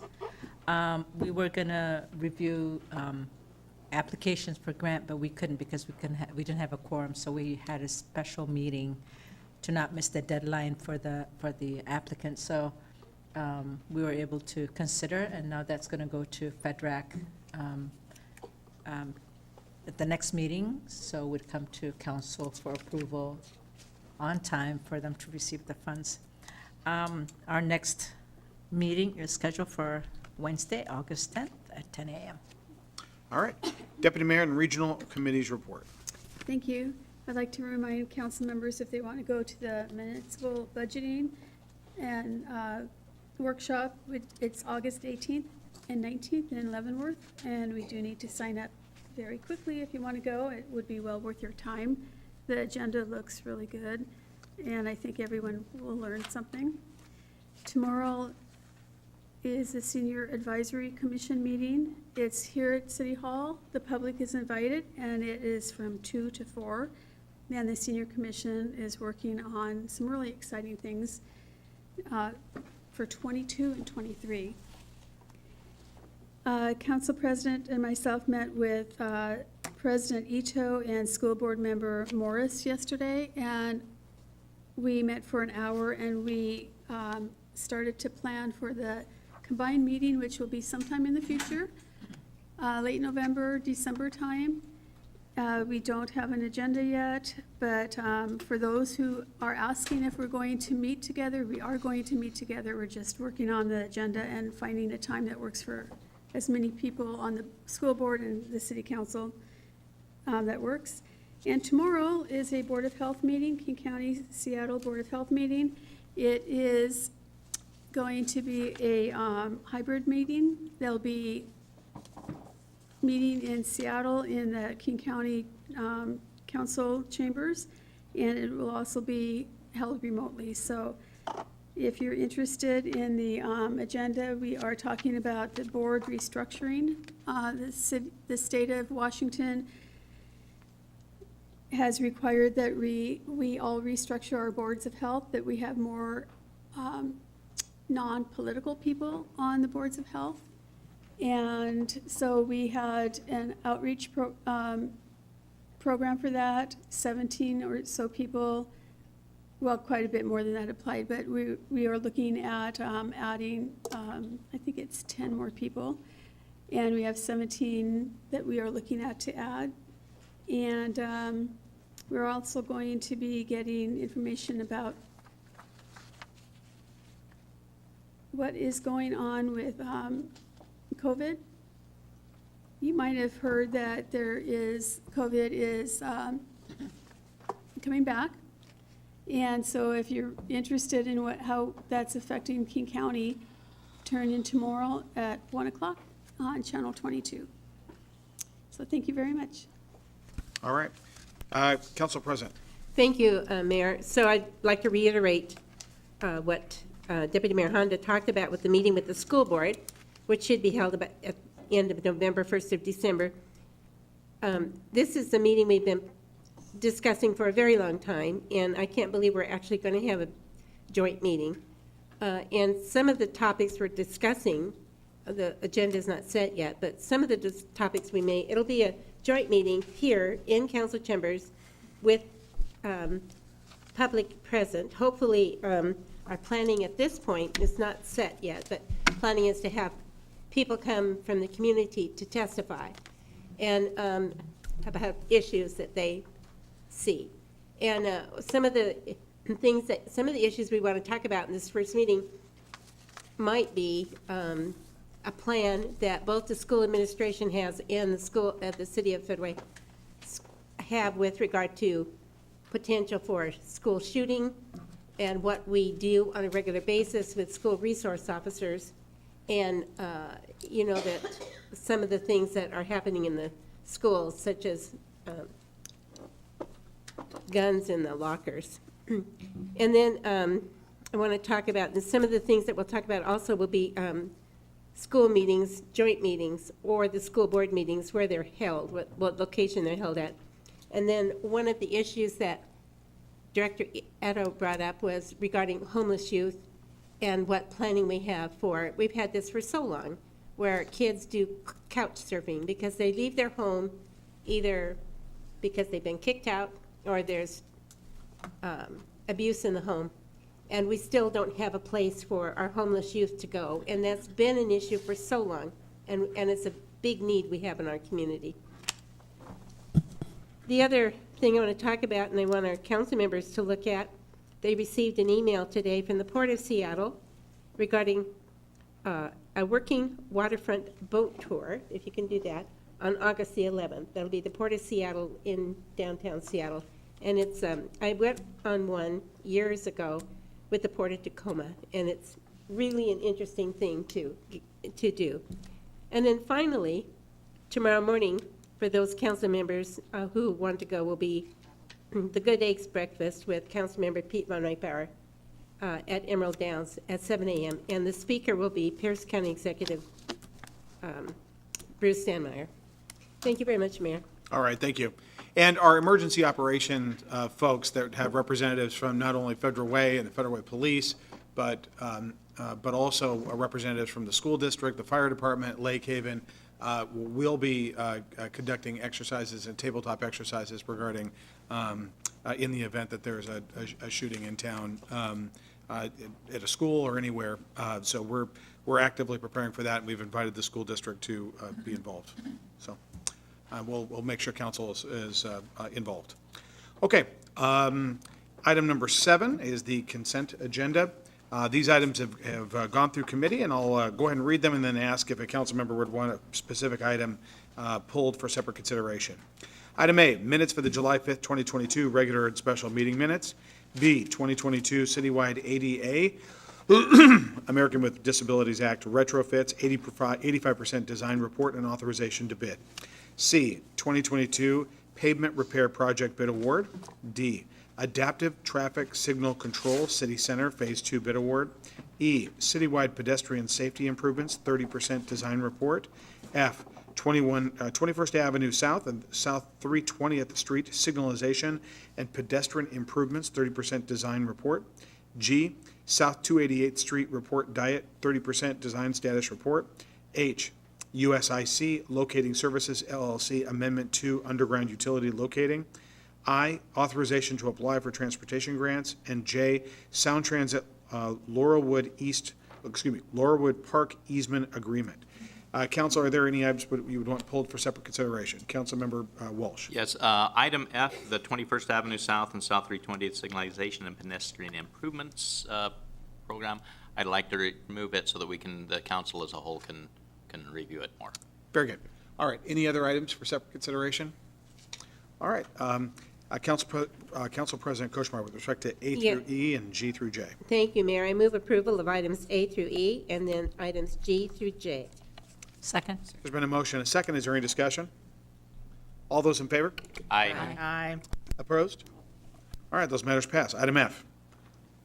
EJ, would you like to address that? I can. I'm not sure if there's a specific question or if you want us to give the presentation again, or I'm happy to do whatever's. Yeah, I think it would be well. I mean, some of the council members were not at the were not there for the committee meeting, and I think it would maybe abbreviate the presentation if possible. But I think Sure. it would be well to have the presentation again.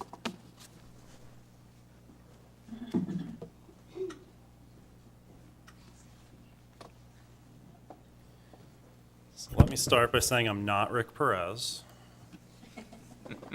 I don't have corny jokes to fill the time while I find the presentation from the last meeting. I might have to phone a friend, Thomas. Where's the G drive?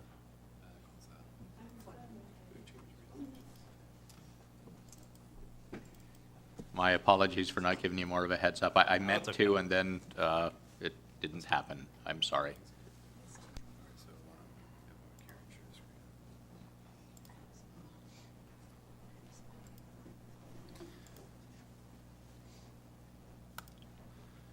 All right, so my name is EJ Walsh. For the purpose of the record, I'm the Public Works Director.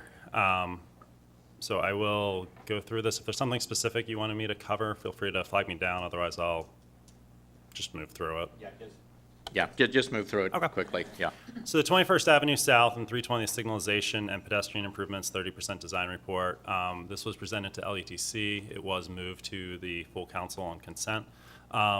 This project, as background, is funded by a grant from Sound Transit as part of the System Access Fund, which in short, that is a partnership between cities and Sound Transit where they need to construct improvements to get people to stations, one of which obviously is in our downtown.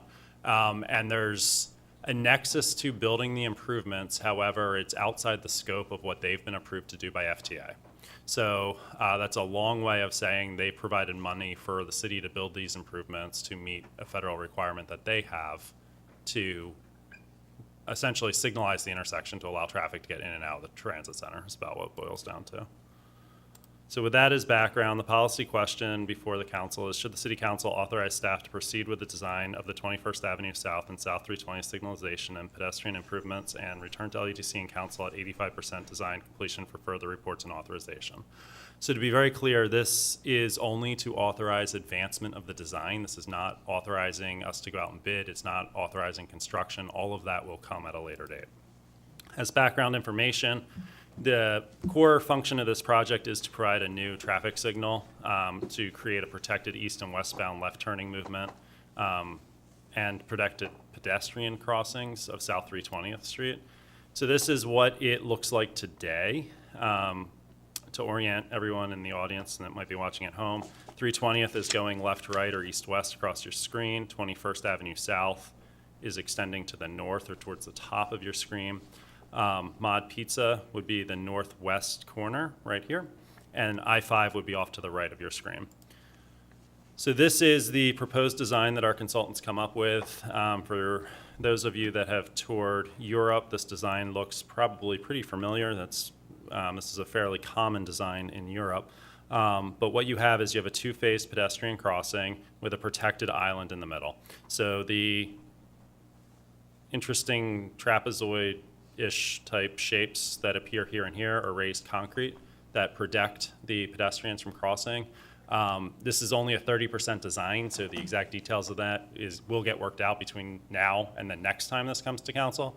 But it is expected there would be some sort of decorative style fencing on that to prevent people from effectively just walking straight north-south and effectively jaywalking across the other leg of the intersection. Again, similar to what you see all over Europe. The way pedestrians are protected through this is a couplefold. One is that concrete.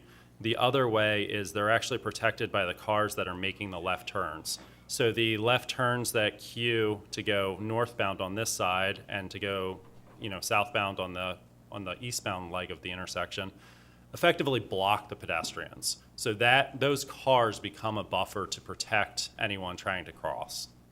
And there is push buttons, and this is all ADA compliant and everything else that goes along with it. So the progress to date from a procedural perspective is we have done the topographic, or consultant rather, has done the topographic survey, the geotechnical investigation. There is new signal poles going out here, so we have to do some exploration work as far as making sure that the ground can support the foundation for these. A lighting analysis, the stormwater design and memo, and the project is completed to 30%. The ongoing tasks, the big one is utility coordination for this one, and then turning it into an 85% design. That's kind of a large task as well. So financial summary is on the screen in front of you. The design cost is approximately $320,000. Construction contract estimated is at $1 million. The contingency right now is really high for this project, going back to that utility unknown from our consultant. So as the design refines, these numbers will refine as well. But the consultant contingency is the construction contingency, not consultant, is $205,000. And like I said, that will narrow down as we have less variables in the project. And construction management and inspection, and again, that's a little bit of a guess based on the construction value. That'll also narrow down. So you can see there is a estimated expenditure that exceeds the grant funding. As I mentioned, this is not an authorization to go to construction. That will, as we narrow down these costs, we full well know that apples need to equal apples when we go out to bid. So that will come back before council, before any actual going and encumbering this funding happens. So the shortfall, as I mentioned, is about $685,000 based on the costs as we have them today. And as noted on the slide, the total cost will be refined at 85%. So the long conversation that came up at LUTC is the interplay between this project and the feasibility analysis that's being done for the DIP project, which is to more or less build an aerial crossing at this intersection. We are previously obligated as a city to have this built by the end of 2024, this project, by accepting the grant money. We are on task to do that. The DIP project would not replace that requirement that we have from Sound Transit. So ultimately, we need to, if that project proceeds, we need to go back to Sound Transit and figure out how this funding would be reimbursed in the long run. But that doesn't remove the obligation to have something that's operational by the time the station opens. So that project, just as a point in reference, we brought this up in LUTC meeting. We are working on going out to select a consultant right now to do the feasibility work. The preliminary feasibility work for that project to even figure out what the pitfalls are won't be done before we're required to have this constructed. So the overlap in there is, I don't want any belief that this is temporary infrastructure. This will be here for a number of years before, if that project does pan out, the DIP project does pan out and it does proceed, the time to take that project all the way through design to figure out, that's a several $100 million project. So to figure out funding associated with that and figure out a finance plan and everything else that goes with that, that is years down the road. So this project will be in place for a long time before that project would come full circle. With that, the options are to authorize staff to proceed the design to 85%, and as I mentioned, this is not an authorization to encumber the funds. That will come later, assuming that the numbers match out. Or 2, do not authorize staff to proceed with this project and provide direction to staff.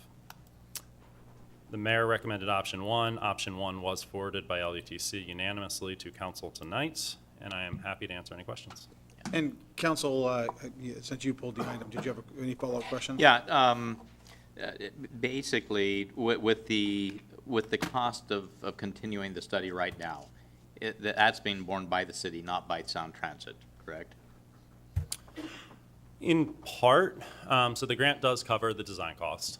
So we, the $320,000 is part of the larger picture. So the funding for this project is both Sound Transit and as on here, there is a little bit of lift funding, this $305,000. So it's prorated between those two accounts. So we are being reimbursed currently for design work by Sound Transit, but it's a proportional share. Okay. And then, since there's a possibility that this is fairly long-term, but perhaps not permanent, sure. Is there a possibility of something that would meet the current needs, but at a lower budget and still be safe for pedestrians? So the requirement is to signalize it. So we're not doing a whole lot beyond signalizing this intersection. We're providing a safe walking path that meets the requirements and that ped refuge island. Certainly we can take that feedback as we advance this to 85%, make sure that we are slimming it as much as possible. But this is a pretty boilerplate, add a street light, street traffic signal, and pedestrian crosswalk project. There's not a lot of ancillary construction outside of the utility relocation work that needs to happen to make that project work. Okay. But certainly we will make sure pencils are sharp. Okay. All right. Thank you, EJ, and sorry about throwing this on you at the last minute this evening. Oh, no worries. Deputy Mayor. Thank you. EJ, do you know when you'll come back with the 85%? Just an estimate. Desiree ran away. I think we were, she's in the back. I think we're targeting the end of the year, if I remember correctly. December? That's the target, yeah. A lot of this, it's consultant work. So we're not 100% in the driver's seat on the time frame, but the target is the end of the year. We need to be out to construction next year, frankly. Okay, thank you. All right. Council President? I'd like to move approval of, I think that. Do you have any other questions? Lydia has her. Oh, sorry, I didn't see it. Yeah. I think I asked this several years ago, but I was reminded of it since our last meeting. Where, I don't know where this is, maybe in Europe or Asia, but where all cars stop at the same time, people cross every which way? Yeah, And then a the cars free- move at the same free time? cycle. Is that even an option, and what is the pitfall to that kind of an idea? Yeah, so I guess just for everyone else's knowledge, to make sure everyone else understands your question, council member, there's two systems. There's called a free cycle. There's also called a hawk cycle. So what that means is all of the traffic would stop at these stop bars throughout the intersection, and then it's a free-flowing pedestrian traffic and bike traffic across the intersection. They are legal. It is something, in theory, we can do. It takes a lot of the cycle time. So we operate the traffic signals on a 150-second cycle. So everybody has a green and a chance to move through the intersection in 150 seconds. So now if you are at rush hour and the queue extends all the way back, you may sit at multiple red lights, but the time for the light to go all the way around the cycle, and if you start at second 0 and green on your leg, to get all the way back around to green on your leg is 150 seconds at every intersection in the city. So now, like I said, if you're on 320th at rush hour and you may sit through 4 red light cycles, it's gonna be more than 150 seconds. But that is the cycle time.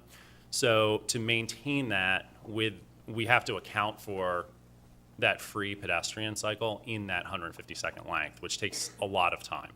So the level of service to get the traffic through the intersection drastically decreases. So that's a little bit of an oversimplified answer, but effectively what happens is you're making a choice to allow for significant traffic backups to allow for a pedestrian phase. So it's not something we have implemented. It's something most of our intersections would fail if we did from a traffic perspective. So, you know, it works a little bit better like in downtown Seattle where you have people that are used to having to sit through 4, 5, 6 red light cycles, and you have a lot of pedestrians coming from all directions as opposed to kind of a uniform, the majority of the pedestrians are going this movement, whether it's east to west, north to south, whatever direction, and it's a little bit more predictable, which is really what we have. So that might be a very long-winded answer to your question, but. No, thank you, I appreciate it. But cost-wise, though? So cost-wise, it really wouldn't change much. The only thing it would do, it would remove the concrete in the center of the intersection. So we would lose a little bit of concrete. Other than that, there's no traffic signal out there today. We still have to build all that. And we would have to add additional equipment that senses the pedestrians and when they're out of the intersections. So I'm a little hesitant to say it's cheaper. It probably is actually more expensive. Councilmember Walsh, do you have a question? Okay, all right. So do you have a motion, Council President? I move approval of item F. I second it. All right, there's been a motion and a second. Is there any further discussion? All those in favor? Aye. Opposed? All right, matter passes unanimously. Thank you. All right, now on to item 8, council business. Item A, joint use operation and maintenance facility site selection, continued from June 21st, 2022, and July 5th, 2022 regular meetings. All right, we'll have an updated staff report from Desiree Winkler, our Deputy Public Works Director.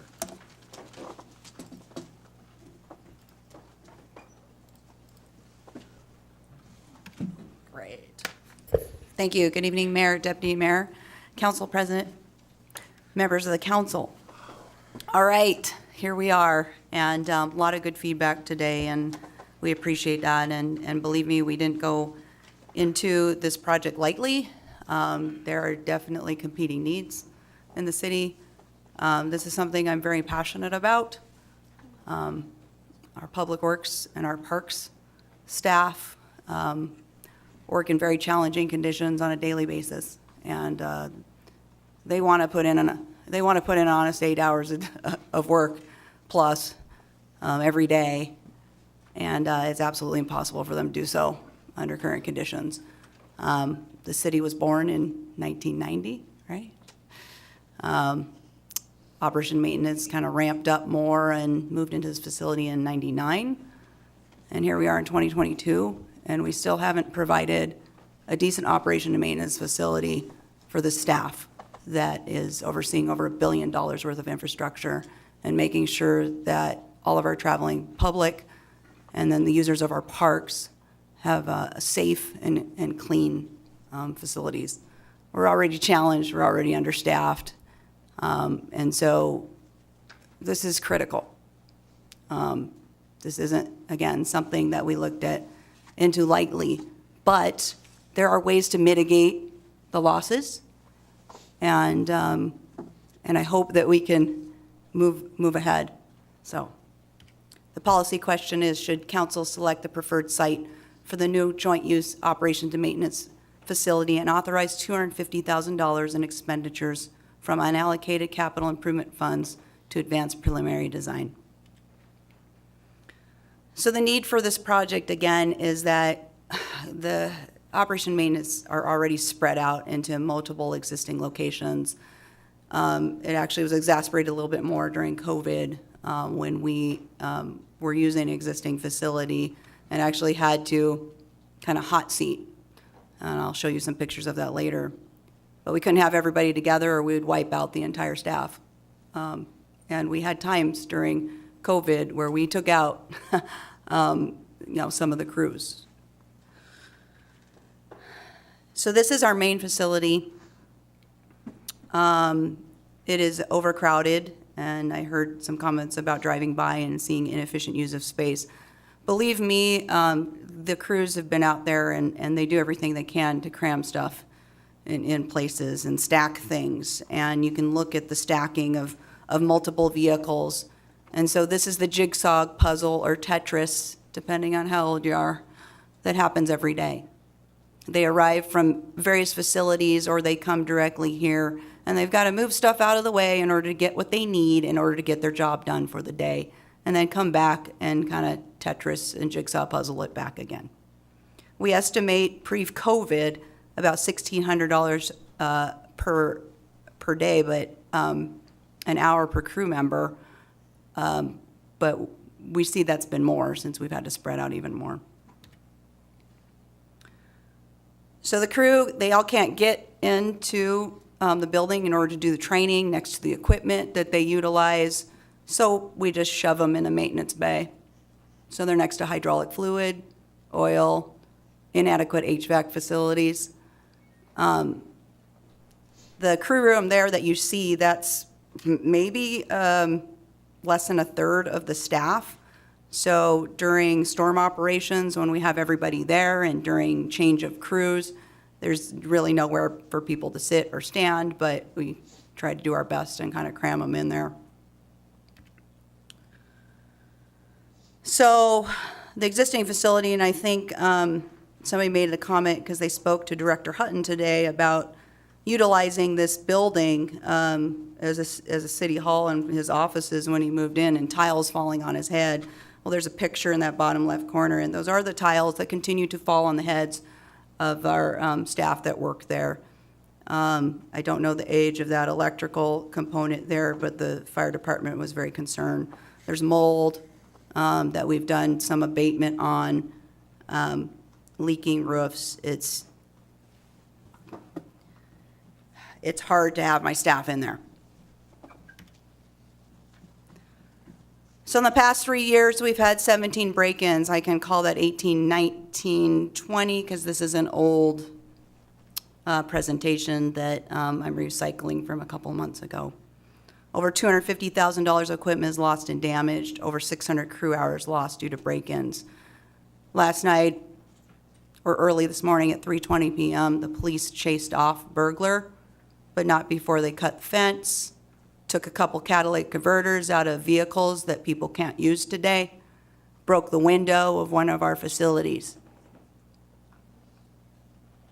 Oh, and then over the weekend, Parks has got some portables, again, the spread out, that they had to go over to Steel Lake Park to put some portables in that they used. They got broken as well, and had a lot of, some of their equipment stolen. So asset protection, a lot of our materials and equipment remain uncovered and unprotected. Again, the theft and vandalism, there's maintenance issues by keeping this equipment outside. Hydraulic hoses freeze or get heated, get cracked. Rain is getting in places it shouldn't be. There's a reduction of lifespan estimated at 5 to 35%. We need to protect our equipment. Equipment we're buying these days, it's $500,000 worth of investment. And that's the same equipment that you count on that when it snows or when it ices and you want the people to get out there and clear the roads. This equipment needs to be protected. So we've been doing this for pre-2021. We started this study and we were authorized in 2019. We briefed council in May of 2021 of the programming results. We worked with council and confirmed the criteria for site selection. So we went out to try to find some sites. The evaluation report was completed February 2022.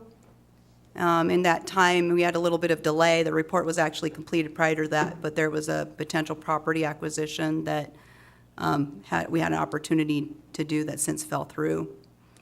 And then we've been here May till today, working with council to update you and answer more questions in order to select the preferred site. So what does programming look like? Programming looks like you look at the number of staff, you look at the number of pieces of equipment, not just now, but 30, 40, 50 years down the road. And all those people, all that equipment, all that materials needs a certain amount of space. And so that's what basically programming is. So the summary is, if we were consolidated on one site, we need 10 to 12 acres. We need an operation and maintenance building that has sufficient staff offices, crew rooms, lunch, muster areas, training and conference room space, and locker rooms. We need a shop in order to do things like, work on carpentry and welding and store our equipment and our materials. We need adequate parking so that we don't have to jockey back and forth. Actually, we lost a bumper last week as well because somebody needed to, with the triple vehicles, stacked up, had to back up and didn't want to, take the time to get another staff member and ran into something by accident and took out one of our bumpers. We should have adequate space where we can park, where they never have to back up. They just pull through. That's how it should be. That's how it should be safe. We need covered and open storage as well. In addition to our base plan, we identified the needs. We currently do not do fleet maintenance. We currently don't have our own fueling, and we don't do traffic signs and signals. That's all contracted out. So when we looked at the property and we worked with council on setting the criteria, it was agreed that we should be on the west side of I-5 and centralized to the city the best that we can. The reason why we want to be on the west side of I-5 is that in case of a massive earthquake or a little mountain maybe decides to blow or something happens, is that there are bridges that get you from one side of Federal Way to the other. The bulk of our population and our infrastructure is on the west side. And having something on the east side where we basically stranded all of our equipment and our materials doesn't make any sense. So that's why we want to keep it on the west side, roughly between 304th and 348th Street, north and south, and west to east, 11th Avenue Southwest, and 28th Avenue South. We would like land use ideally compatible with surroundings. We want to minimize property impacts and impacts to the surrounding, even environmental impacts. We were requested to look at opportunity costs. Although it's a great idea to take Blythe property off of Pack Highway, you're taking prime commercial property that could be utilized better to produce taxes for a city that's already tax strapped and doesn't produce its, per capita in King County worth of taxes. So we did look at the existing site. All city properties were reviewed, existing city-owned properties. Then we go out and you look for 10 to 11 acre parcels that are just whole, and those are really hard to come by. And then you look at consolidating multiple parcels, but they're also hard to come by and a lot more costly. So this is the boundary of looking at centralizing, and you want to centralize your operations the best that you can. Sometimes you can't get smack in the center, but What that does is it makes it efficient for you to be able to get your materials, your fueling, work on your fleet, driving back and forth, because from one end of the city to the other, it's 15 minutes when there's no traffic. So centralizing it just improves efficiency on how we can operate. So site 1 is the existing site. You can see the existing site there at the bottom. It's around 5 acres. In order to get to the 10, 11 acres that we need, usable space that is, because there is a slope on this space, we have to go quite a bit north and acquire properties, which would require to displace folks in their homes.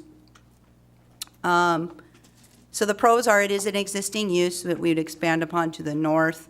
There's minimal, less natural environment impacts, and you do have I-5 to one side, and I think I heard that people were saying, you got I-5 already to one side. It's, a compatible use.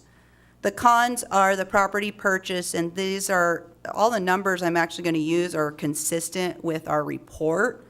However, the report's a little stale, and property prices have gone upwards of 25%. So, but it did say it's about $8 to $10 million. The site, again, is not level, and construction staging is a little bit challenging where you're working and trying to build. And then the apartments to the south are incompatible and have been the source of where most of the break-ins have occurred. So Site 2, Steel Lake Annex. It's the property south of 312, west of 28th. This map is to clarify because I think there's been some confusion when people say Steel Lake Park. So the Steel Lake Park, where the lake is itself, is in green. That's not what we're proposing. Site 2 is actually the annex portion of it. The proposal would be to maintain the soccer field and the Historical Society building, and then fit the site around those things. And I will talk later about, and Director Hutton will talk a little bit more about the mitigation. So the pros are it is a city-owned property, and we'll talk a little bit more about some of the pros about that too. It is a flat site. There is compatible surrounding uses, and we are able to mitigate the loss of the park amenities. Site 3 is undeveloped private property that it's large enough. It's at First Avenue 320th. It's not on the market, but it is unused property right now. No impacts to existing use and has good arterial access. The cons are, at the time that our realtor looked at it, because we did have a realtor on the consultant team taking a look at this, it was over $16 million estimated cost. There are wetlands on the site, so we'd have to mitigate the wetlands. And then there's residential use, but it could be buffered. And then just a loss of opportunity for other development. So at the last couple of council meetings, we were requested to consider if there were other sites. One of them was a previously reviewed private property that was not on the market. It has sold since for about $31 a square foot for $15 million. Looking at potentially property east of I-5, which would be in like the IRG property area. Bank has appraised that at about $29 million to get the 10, 12 acres we need at $40 a square foot. We heard, again, some comments tonight about the East Wind Hotel area. The hotel itself is not very big, and so it would require purchasing the properties around it. So whether it be the commercial properties to the north, or there's some, I can't remember off the top of my head, I think there's some mobile homes potentially, and some apartments, I think, to the east. Anyways, to conglomerate all of that, the combined sale value because it is developed, would be around $73 million, so about $119 a square foot. 336 parcel combination, which is undeveloped, referred to as Kitts Corner, and not, again, not on the market, but the last bank appraisal was at $28.7 million or $44 per square foot. And then the South King Fire Rescue parcel, that's again the wrong side of I-5, east side of I-5, the bank is off of 320th, banked at $40 million. So, you know, if money was no object, I'm sure that would probably be something that we can consider and look at. Again, the opportunity costs were something that we wanted to consider. A couple of these are not on the right side, you know, that we wanted to have it on the west side of the freeway, and it would escalate the costs anywhere to $60 to $106 million. So the other property we wanted to look at is other city-owned properties. So we do own some property down on the south end off of 356, referred to as the Brook Lake property. So again, this is the rectangle of the area that was the preferred area we wanted to try to centralize in, the star being, again, the preferred site, and then Brook Lake parcel is south of the preferred area. So that property, here's a zoom up of it. It's mostly encumbered by wetlands. There's a summary of the parcels here. One of them we actually don't own. 7 belongs to the fire district. It brings it to about, if we bought the fire district property, the 1.5 acres, it would bring it to a little over 5 acres of potential usable area. And that's just an estimate, basically looking at the map without having like real wetland delineation or buffers identified. So another idea was, well, what about we split between 2 smaller sites? And that is a possibility, but that kind of gets away from the idea of having one site so that we can get away from the inefficiencies that we have. We will never get away from us sharing equipment or stockpile of materials or one shop. And so we would have to go back and forth. Otherwise, you have to double, you know, the amount of equipment, materials. Potentially, if you split the staff, you can also, you know, put half parks, half public works in one site, half parks, half public works in another site.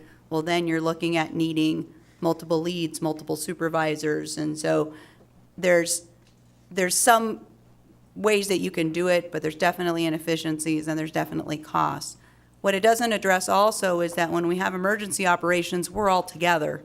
So we're going to need a facility where we can fit, you know, the full set of the crew so that we can do operations together. So the cost summary for the base alternative is Site 1, the existing site, is about a total with the land cost is about $41 million, which is $7 million more than the preferred alternative. Site 2, the Steel Lake Park Annex, at $34 million. The Site 3, the private property, which would have the added land cost, would come in $50 million, which is $16 million more. None of this includes potential future programs of fuel and fleet, but I have some slides on that. So the request was to look at what potential funding breakdown could be for the different sites. So there's a lot on here. So you have to add in the total project costs. You can take away value if you sell, say, the existing site. You have to add in the value of the property used from the parks to get a total project cost. The project has to be paid pretty much equally, a third between the 3 programs that use it. So a third has to be paid for by surface water management. A third needs to be paid for by streets. A third needs to be paid for by parks. Well, surface water management is its own utility, and so it has restricted funds. So although it, you know, it's going to cost more, and, you know, you'd have to potentially adjust rates to account for that, right, to pay for costs depending on where they land. But they do have a restricted funds to be able to pay for it. Streets can utilize restricted funds, either motor vehicle excise tax or real estate excise tax, to potentially pay for bonds. Parks is part fully of the general fund. And so parks portion of it is going to have to be paid somehow by the general fund. So I can go through this particular slide in whatever detail you want me to, or general, but the one thing I want to point out is if we could use existing city property, the preferred site, effectively what you do is that the park property contribution pays for the park third of the cost. There would be zero impact to the general fund. If you do any other option where you have to buy property, then upwards of $1 million or more a year is going to have to come somewhere out of the general fund in order to pay for Parks' third of the project. Well, $1 million in the general fund is a huge hit. We don't produce widgets. Our resources are walking out the door at 5 o'clock every day. It's probably about 10 staff members. How long do you anticipate that? 20 years. What's the, has there been any calculation over 20 years what that $1 million, if you bonded, you know, that amount, $1 million for 20 years, what's the anticipated interest that would be in addition to the 20 million paid?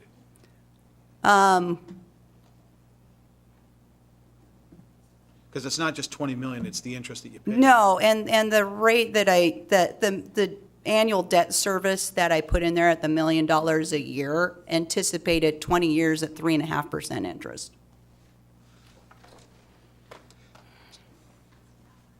Okay, go ahead. I interrupted Just you, I'm that sorry. number, $7 million. So it's an additional. Just on that one, if we put it on site one, the 961, you would be paying $7 million in interest over 20 years. So it's $1 million a year for 20 years plus 7 million. So the difference between the two sites over the course of 20 years is $27 million. Is that right? Desiree? I think so. Steve? You did some quick math there. It's because of not using the city-owned park. So we're talking about $27 million over the course of 20 years. That's the difference between 1 and 2. Steve, is that right? Someone tell me, is that right or not? That's a good ballpark, and then the interest rates are going up, so that's going to be a conservative estimate as well. All right, go ahead. Go ahead. I didn't mean to interrupt, but I think Okay. that's a. And I So- can come back to the slide, but that there was a request by council to kind of understand what the funding breakdown could look like between the different alternatives. And then there's a request also that the new programs of fueling, which right now we go through the school district to get our fuel, they pay a surcharge. We pay a surcharge of about $85,000 a year on the amount of fuel. And so if we incorporated fueling into the project to do our own fueling, the $85,000 a year would roughly pay it back in about 10 years. And then with fleet maintenance, we contract all of that out. And so the overhead profit that we pay in order for fleet maintenance to be done outside of the city would be about $220,000 a year that we could pay the initial capital costs of $4.2 million in order to build the shop facilities, get the equipment that's needed in order to have your own fleet services, would be about a little over 17 years of payback. And these are programs that, I mean, fuel, having your own fuel, that's pretty critical. Having your own fleet is great, especially during snow and ice. We run the equipment hard, and inevitably something breaks. And we can't get mechanics to come out and fix it, so we're just down a plow or two or whatever. So having that ability to get stuff up and running quickly just improves the level of service we can provide. So the preferred site too is the least cost because it's a city-owned property. Again, no property acquisition or displacements of existing use. A level site, there's easy construction staging away from existing operations. We have buffers on one side or compatible surrounding uses, and there's mitigatable park impacts.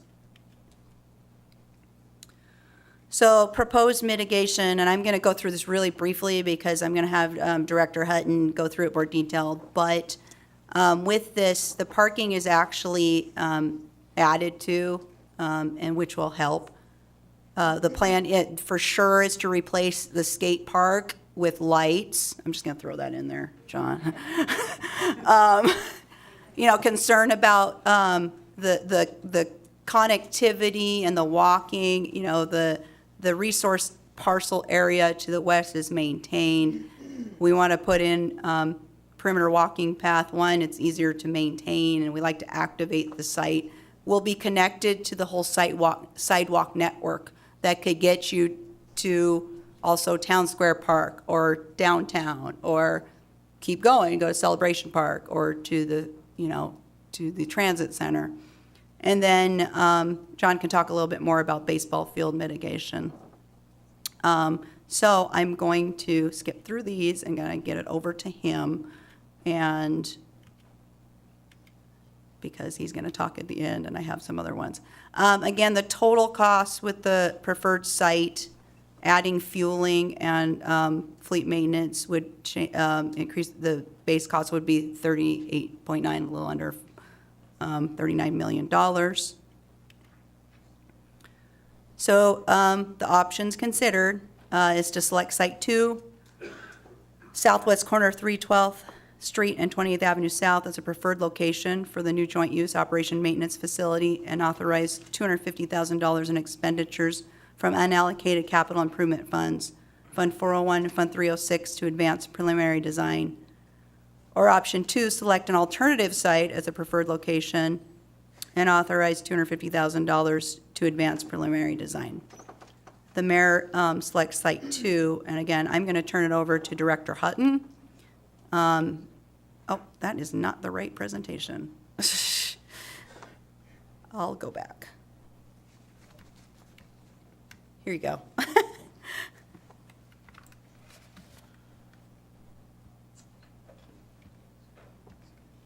I had added some slides and I didn't do that, sorry. I think I can do this.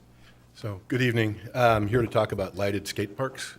So, with that, it warms my heart. I want to agree with Mayor Farrell. That was probably one of the best public comment sessions we've ever had.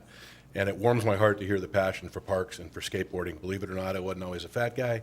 I grew up skating in Orange County, California. So, don't ask me to do it now, I'm old. But at any rate, I do want to say a few things about mitigation. So the two ball fields that we have that we're talking about, the only impacts to that side of 312th, the annex portion, are the two ball fields and the skate park. I want to be crystal clear. Before we would remove the skate park, we would be engaging with our skate community to help us design what they want at a new park, and the goal would be to have that open at about the time that we had to remove the existing skate park for this project. Want to touch a little bit on the impacts that we have had to go through on this. As Desiree pointed out, during COVID, parks crews were removed from the maintenance site. They've been completely off that site for over 2.5 years. They are living and working out of literally pipe sheds and broom closets or their trucks. And that is not acceptable. These are professional people who work hard every day, and they deserve better than that. And unfortunately, that's been the reality. That a lot of that is pandemic, but a lot of it is just a wildly inadequate facility that we've been dealing with. And it's 3 crews. Again, as Desiree mentioned, it's streets, swim, and parks maintenance. And it's ideally the best if we can have them together for everybody, for the operations of the city, for efficiency. So with that, regarding the mitigation of the ball fields, those are underused compared to what they have been over my 30 years with the city. When I started with the city, I was indeed housed in the Steel Lake Maintenance Office. That's today the maintenance facility. That was my office. That was the former City Hall, as you all know. And I was there for the first 4 years of my career in that building. And so I know the building well. I know its drawbacks, and it was old when I lived in it 30 years ago. So very old, and not in a good way. So with that, the mitigation of those ball fields is a pretty simple thing based on the use that we have today. And as a Parks Director, I hear the passion and I share the passion that we don't necessarily want to lose parkland. At the same time, there's a value for human life, and we need to, I need to think about that from my people and EJ's people and Desiree's people that are working there every day. So the mitigation of those ball fields can easily be taken care of. The usage today and in the foreseeable future is easily taken care of with the improvements that we talked about at Lakota. Those fields are hardly ever used, almost no use at all. Also, by improving Sacagawea. Sacagawea needs a drainage upgrade, and LED lights are the future, and now LED lights have come to a point where they pay for themselves in a very short payback period. We've been watching that trend. It was about 11 years, and then it's about 8 years, and now it's getting down to about 6 years of payback on LED light installation in the savings on the electricity. And so we would think about lighting the new skate park too. It wouldn't be a problem if it's in an area that is lightable. So with that mitigation for those ball fields is in my opinion, not insurmountable at all. And also the mitigation for the skate park, which obviously had lots of fans tonight, and we'd love to hear that. We wouldn't just eliminate the skate park and tell the skaters good luck. That would not be what we would do. We would be building a new skate park with some of their input to help us design a new skate park. So with their needs in mind and their desires in mind. So want to make sure that that's clear to everyone. And also a new idea has kind of popped up a little bit, and it's not been fomented yet at all, but it would involve the old or the existing maintenance site. If we were to move the site over to the Steel Lake Annex side, we have decisions to make, and these won't be made at my level. They're obviously going to be made at your level. But there's a potential that the existing site could be the site of a new skate park, and also some other amenities. You're talking about 6 acres right now? About 6 acres of land, so the skate park could potentially go across that street instead of across the other street, but it would be in the same area that the skate community is used to using. We could also talk about, we're getting a lot of play and comments that we really need some outdoor pickleball courts in our community, that we don't have really any other than the 312 sports court. So there's a possibility for that. There's a possibility for a small dog park. We only have one dog park in a city of 100,000 people. There is all kinds of canvas over there to potentially do something with. I don't have the authority or the ability to do that tonight, but it's a thought that has maybe come up. So wanted to touch on that as a possibility, and then we would not be losing parkland necessarily. So just some ideas, and I'm happy to answer any questions based on that. If I've touched on the mitigation enough about what we can do for the ball field use and how we would replace that. In addition, we also have the ability to grow at Celebration Park by taking some of the play that does happen over at Steel Lake 1 and 2. Those are the two ball fields that would be impacted, Steel Lake 1 and 2. Those two ball fields would, and most of the seniors, one of the commenters tonight talked about seeing senior softball out there. That's almost non-existent today. All the seniors now play at Celebration Park. You see them every day. They're out at Celebration Park. That whole senior league moved from Steel Lake over to Celebration and play in the daytime over there. So that senior ball isn't being played there nearly to the degree that it used to be. They might have a couple practices, but it's very, very limited play there. So with that, I'm happy to answer any questions. I don't think I've forgotten EJ, do you have anything? anything. All right, we'll do questions in a moment. I'm going to let EJ. Thank you very much, Don.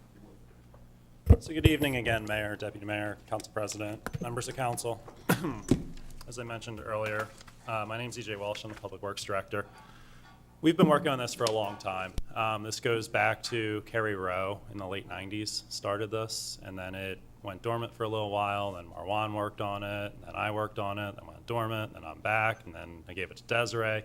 So this is not a spur-of-the-moment decision that's being brought up. This has been in the plans, in the works since the late 90s. Over the last 48 hours, to kind of switch track, there's been a lot of misinformation passed through this community. Frankly, some of it's disheartening to hear. Some of it is flat up wrong. And we've spent a lot of time over the last 2 days responding to emails line by line and going through and responding to every resident that has reached out, whether it's to council, whether it's to City Administrator Davis, whether it's directly to myself, whether it's to Director Hutton, and we've reached out to every person that's provided an email that I have seen. So to put that into context, I've been told that there's a map showing us using Steel Lake Park on the north side of 312.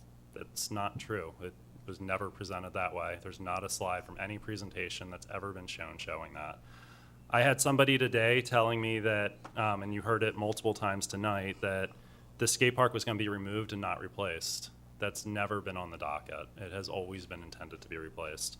I had someone today tell me that we were going to rip out the dock at Steel Lake Park and put the skate park there.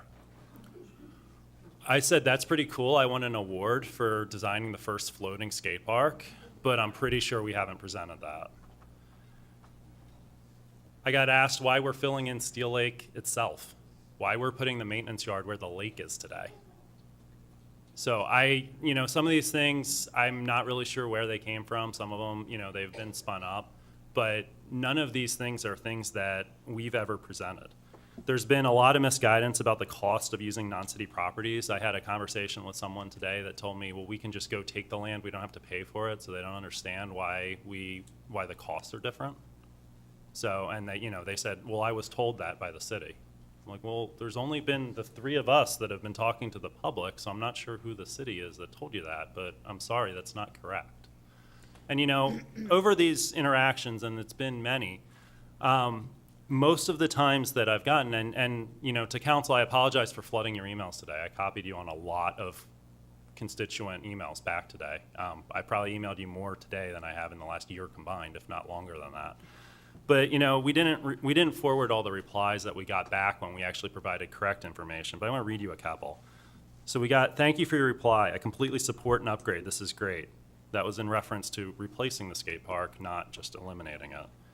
Another one, that's a great explanation. Thanks for clarification. Now I feel much better about the proposal. I don't understand why anyone would oppose this. This is perfectly reasonable. Thank you for taking the time to respond and explain. That one I believe I actually did forward to council. So as we bring more people into the city, we need more green space. We also need adequate space for staff, for the equipment to take care of that green space.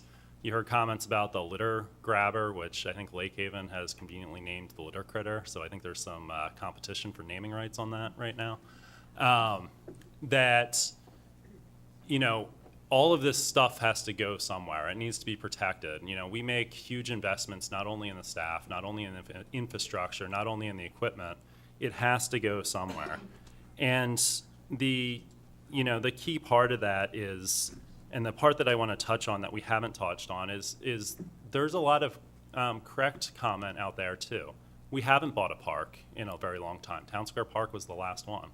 But what also didn't come up tonight was since 2008, we've bought 59 acres of conservation property. That's all swim property. So we didn't buy a park, but we did buy conservation property. Council's already approved a plan that's in design right now to build a trail network through that conservation property. That's the property extending south from Brook Lake all the way down through, if you're familiar with the Quan property, across basically to 373rd and building a complete trail network through that area of the city. So we certainly have bought conservation property to create recreational opportunities, to protect the wetlands, to create opportunities to go view the wildlife. So I would be remiss if I didn't bring that up, and the CIP speaks to it in much greater detail.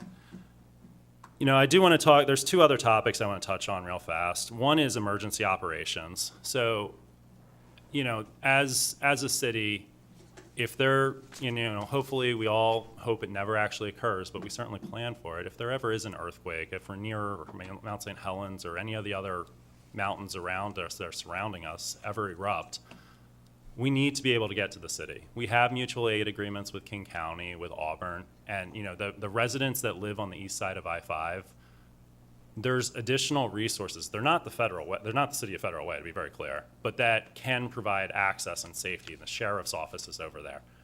There's no one for the 100,000 people that live on the west side of I-5. So I cannot stand up here before you and professionally recommend that it is acceptable in any stretch of the imagination for us to take the time to build a road across I-5 to get to people there. The fire department doesn't have equipment. Police department doesn't have equipment. From a professional standpoint, I would be negligent in recommending a site on the east side of I-5 to you. And to be very clear, there are 5 people in this city that are allowed to run the emergency operations center on the staff side. The police chief, the 2 deputy chiefs, myself, and Desiree. That's it. So in those emergency operations, and our emergency administrator, once they're here, during those emergency operations, the expectation that we can get to the residents, that's the core around what we plan for. And I've been in tabletop exercises with, I believe, every single one of you. Councilmember Norton, you might be the exception as the newer council member, where we've gone through drills around what do we do with an earthquake? What do we do with a natural disaster, whether it's a fire, a landslide? How do we respond? How do we put the city back together? And those drills are valuable, but the one core tenet that it keeps coming back to is you have to be able to get to the citizens. If you're on the east side of I-5, you can't. It's that whole liquefaction conversation that we've all learned over and over again.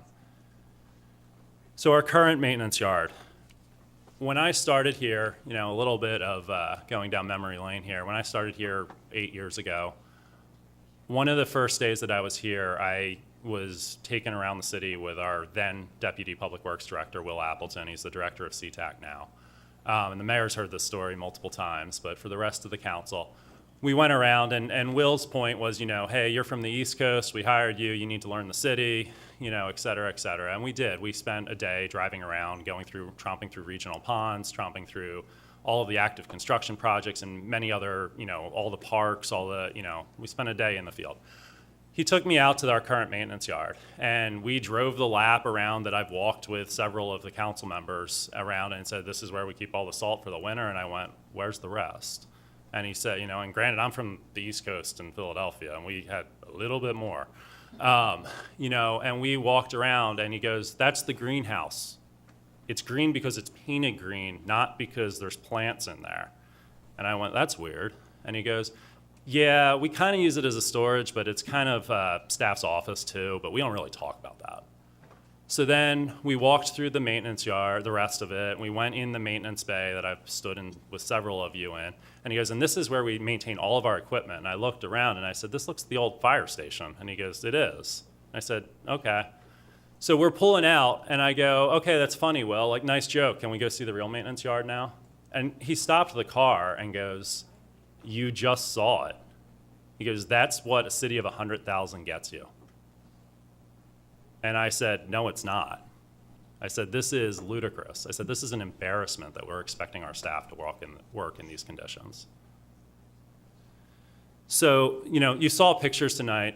You know, it's not an exaggeration when we say the ceiling fell on our staff's head. That's what happened. It's not an exaggeration when you see pictures of wires from fire panels that are back from the 60s that are double and triple tapped. That's reality. So, you know, the theft, one of my staff told me, and I think I've shared this with council before, one of my staff shared with me a couple years ago, and he's still here, that, you know, our maintenance yard, it's like going to work, and once every couple weeks, your pencils are magically taken out of your desk. He goes, how would you like to go to work every day, not knowing if your pencil that you left there the night before is actually going to be there? Because every couple of weeks, it's just gone. And we had that again last night. So that is completely disheartening to staff, and frankly, it's something that we need to get fixed. So the last thing I'm going to touch on, kind of in the same vein of the existing maintenance yard. So Desiree talked about the loss of a bumper.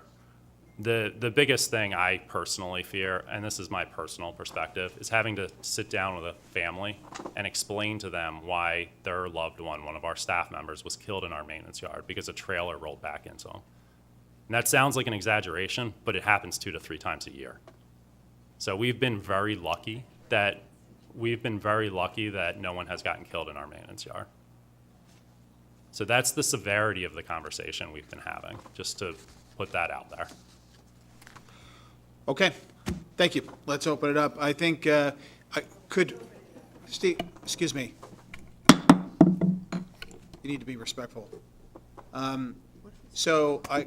Steve, can you explain just very briefly, once again, why it is, why there's at least $1 million per year for 20 years if we picked another site other than Site 2?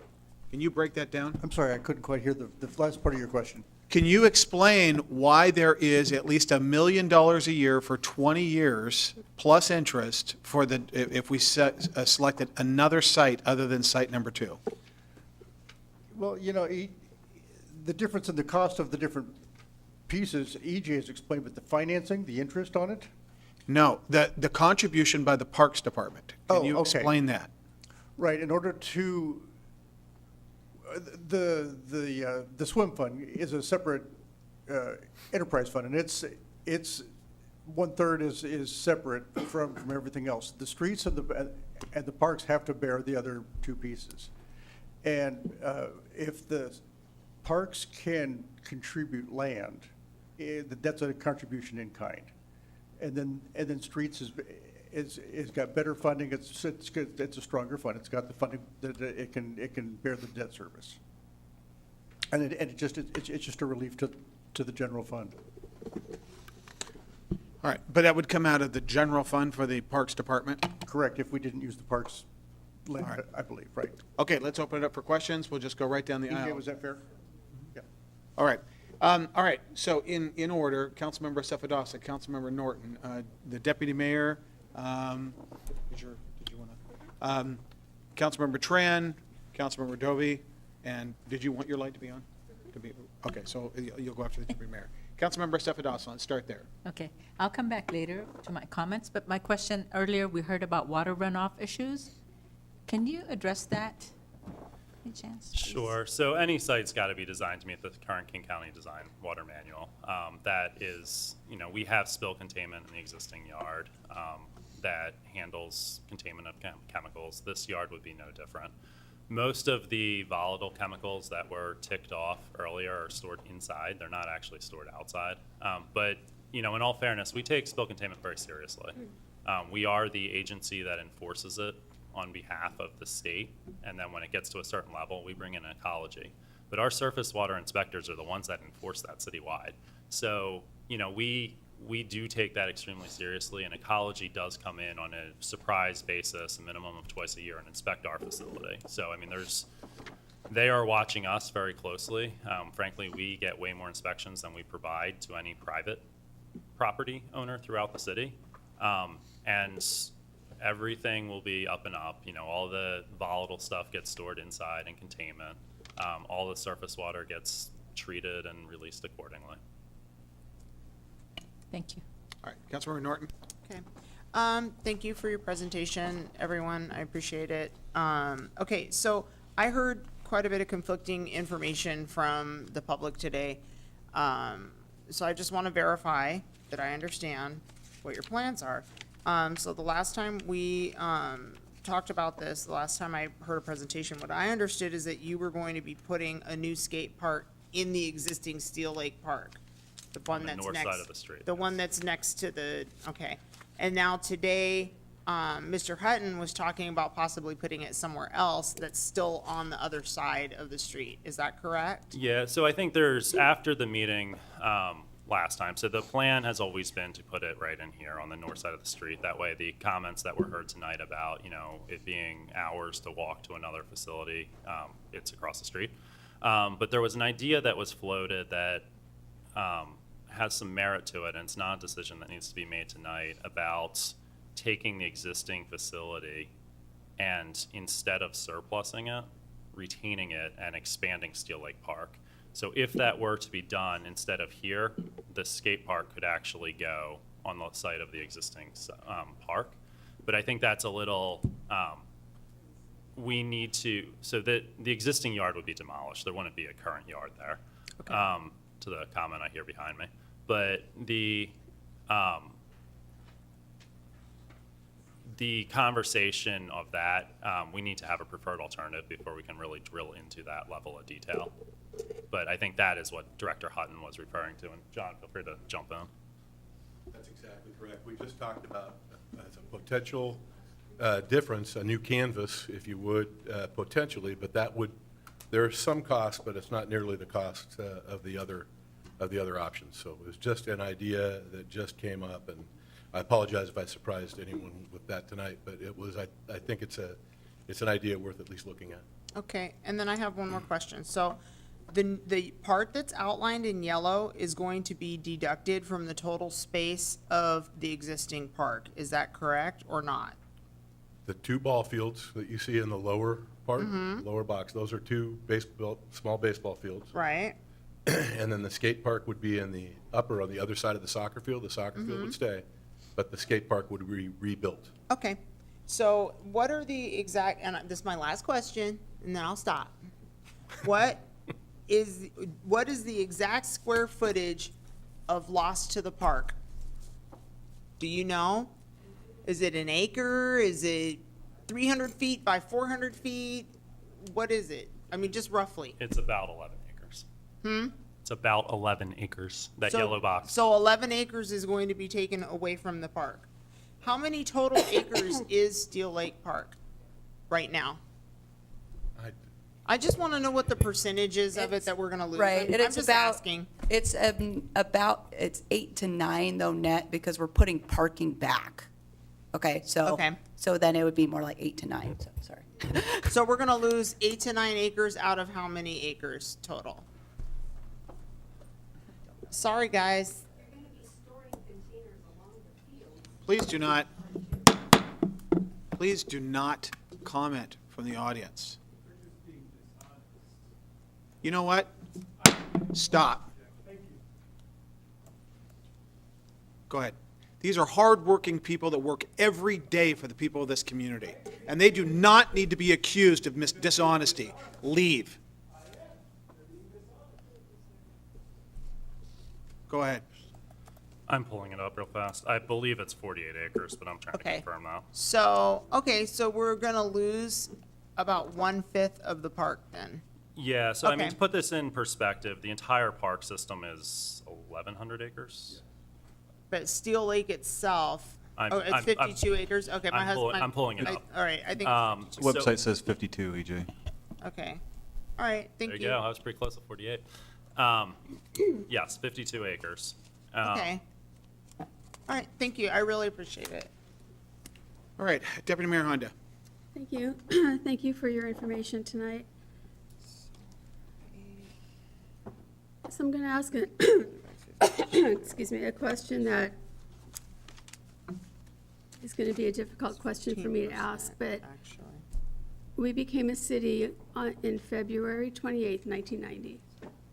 And since 1999, the Parks and Public Works have been asking for a new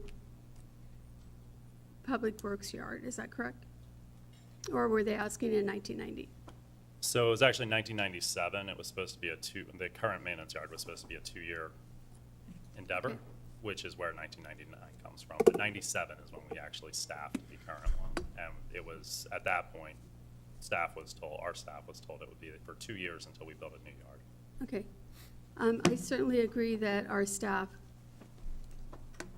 deserve and absolutely need to have a safe and healthy place to work. Every staff member does. So my question is, why did we build the Performing Arts Center instead of building this first? No clapping, please. It's just a question. I'm trying to understand. If I understand there's an intense need to rebuild this, Yeah, there is. That decision was before I worked here, so all I have is kind of what I've been told. So I know there's multiple council members that have been here during that, as well as the mayor, so I will let them, feel free to chime in. There's a lot of competing needs within this community. There is. We've talked about this, I think, ad nauseum between John and myself about our traffic infrastructure is over $1 billion of deferred maintenance. The park system has hundreds of millions of dollars of deferred maintenance. The Performing Arts Center presented a unique opportunity to bring a cultural resource to the city, and there was multiple different panels that were commissioned to look at it, and the findings were that it was a good thing for the community. That, coupled with the fact that we were able to go out and secure a lot of funding and grants for it, made it very attractive to advance the project.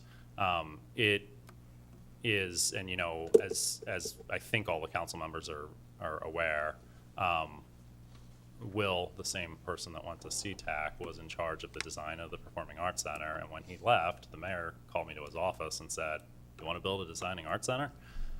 So I took it over right after groundbreaking and oversaw the construction of it. It's a good cornerstone project for the community. It's definitely a resource, and it has brought draw to the city on a regional basis. But that being said, you can take away the art side of it, you can take away the cultural resource side of it. When you look at it from the financial perspective, we were able to build that facility very cheaply as far as the city funds that were expended on it.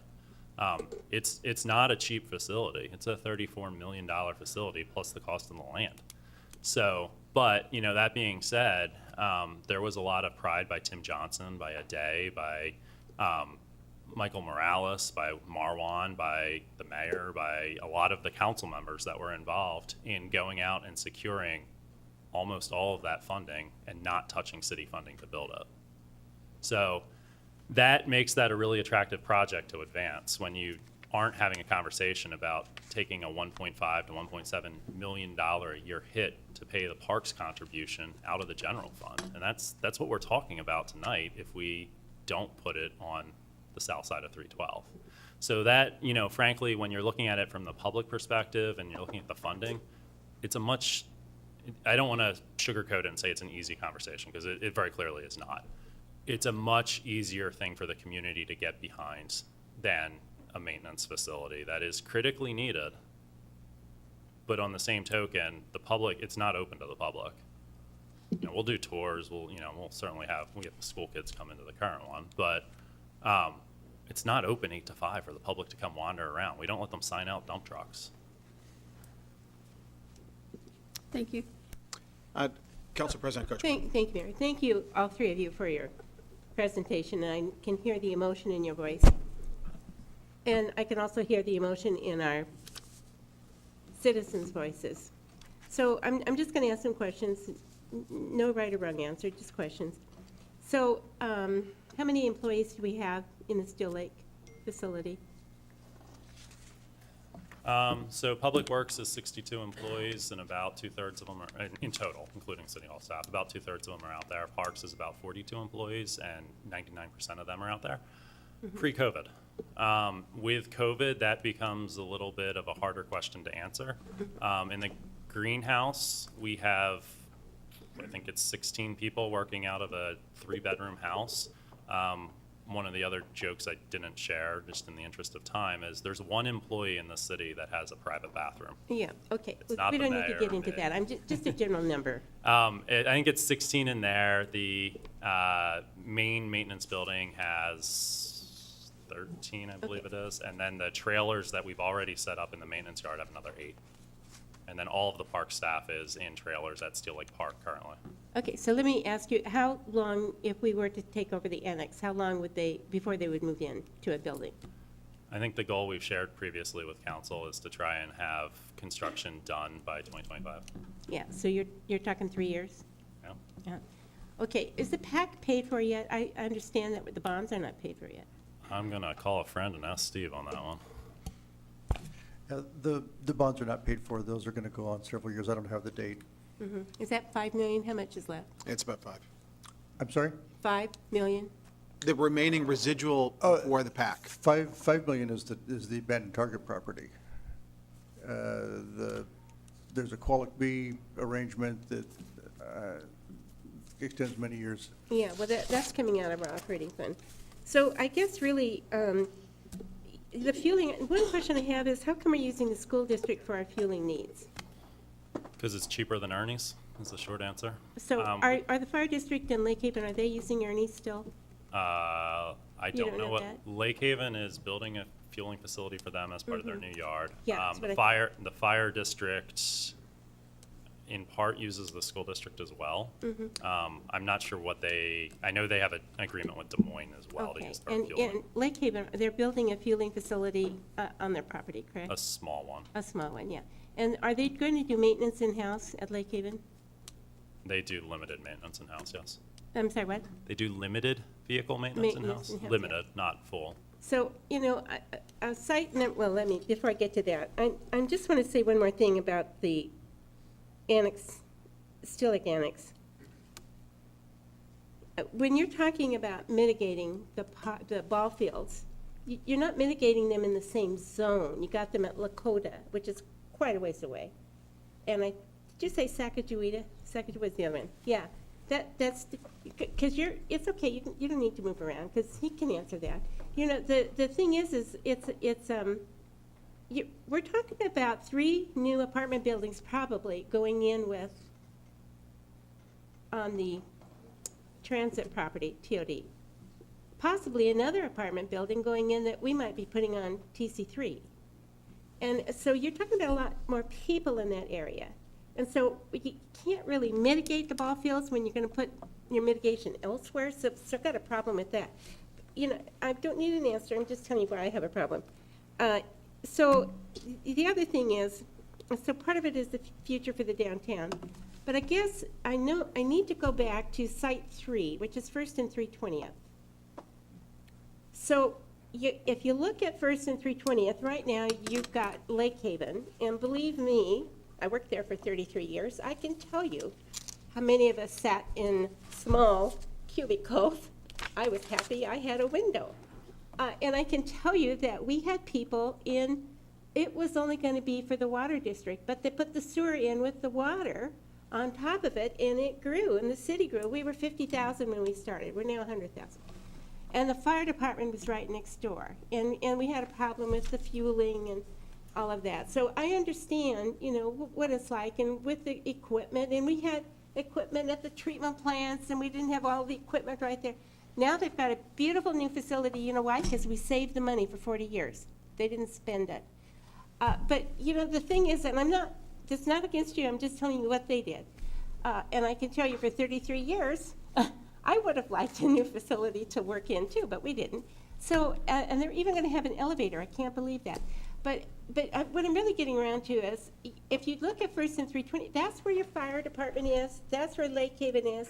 They're building stuff there. I know that the property you're telling me is 16 million. There's somebody from China, I believe, that owns it. I don't know why we haven't looked into that a little bit more.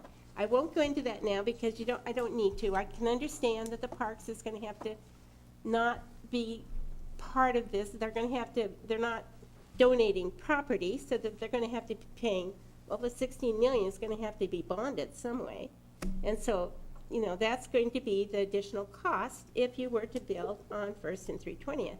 But to me, it makes more sense future-wise to do that, to put the three, the city and the Lake Haven and the fire together. But I don't need answers. I'm just telling you what I'm thinking.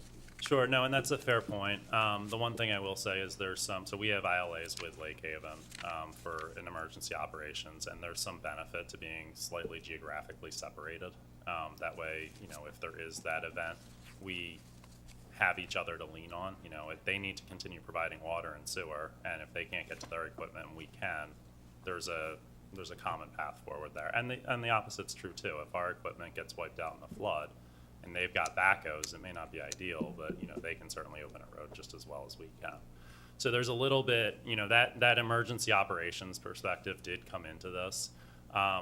First and 320th, I mean, the reasons it was really removed was certainly the cost is not attractive. That 16 million is probably 25% low based on the rest of the numbers that we're seeing now. It's probably more like 20 to 21 million to buy that property today. And you're right, it's someone that lives in Taiwan that owns the property currently. But it also gets back to that higher and better use. So that property is on the tax rolls right now. There's been multiple plans to develop it. One was a private school, which would be tax exempt, but there has also been proposals to develop it as a tax-based development, which would generate income to the city. So, looking at all those different reasons, as well as, the residential single-family housing that's behind it, it is a viable option. That's why it's in the report. That's why it's being presented to council. But it's hard to justify it higher than either of the other two we've been talking about. All right. Councilmember Tran? Thank you, Mr. Mayor. Thank you, EJ, Desiree, and John. I just want to make sure that I understood this correctly. The cost difference between Site 2 and Site 3 is $16 different. Is that correct?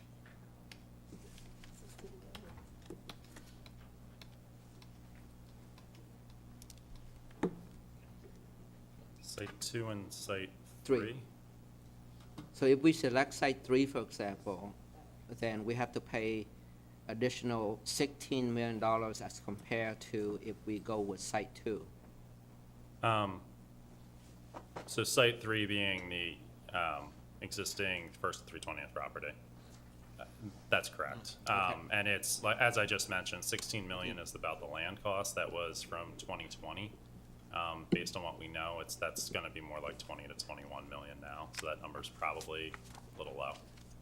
Okay, so I got on council about 5 years ago, and if I remember correctly, this conversation about the working condition for your staff, this is not new. I heard about this before. And I agree with you that no one should have to work in this type of condition. It's unsafe condition. It's probably L&I waiting to happen. And like Deputy Mayor said earlier, everybody should have a safe working place. So I'm totally agree that we need to do this, and we need to do this as soon as possible. Now let me look at the cost. And I would like council to consider. Based on the information provided to us today, the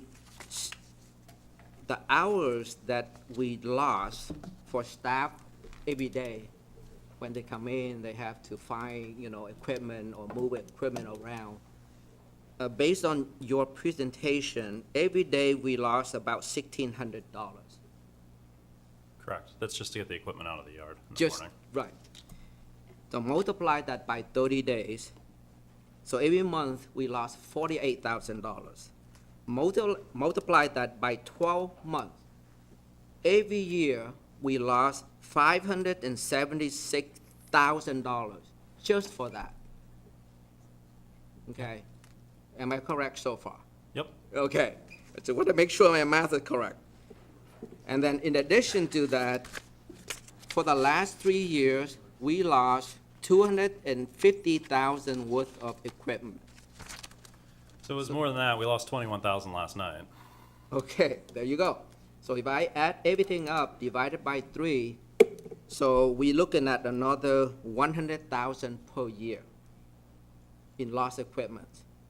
And then I add those two up, we are looking at about $700,000 in lost equipment and production per year if we drag this on longer. That's the cost to the city that we need to consider. The longer we wait, This is the amount that's gonna cost us, right? Now, let's talk about the difference between site 2 and site 3. I'm gonna use the $16 million that, in 2020. Probably it's gonna go up much more, just like you said. But let's just stay with $16 million. If we are gonna bond that for 20 years at 4%, it's gonna cost us, the city, additional almost $7.3 million in interest. So think about that number.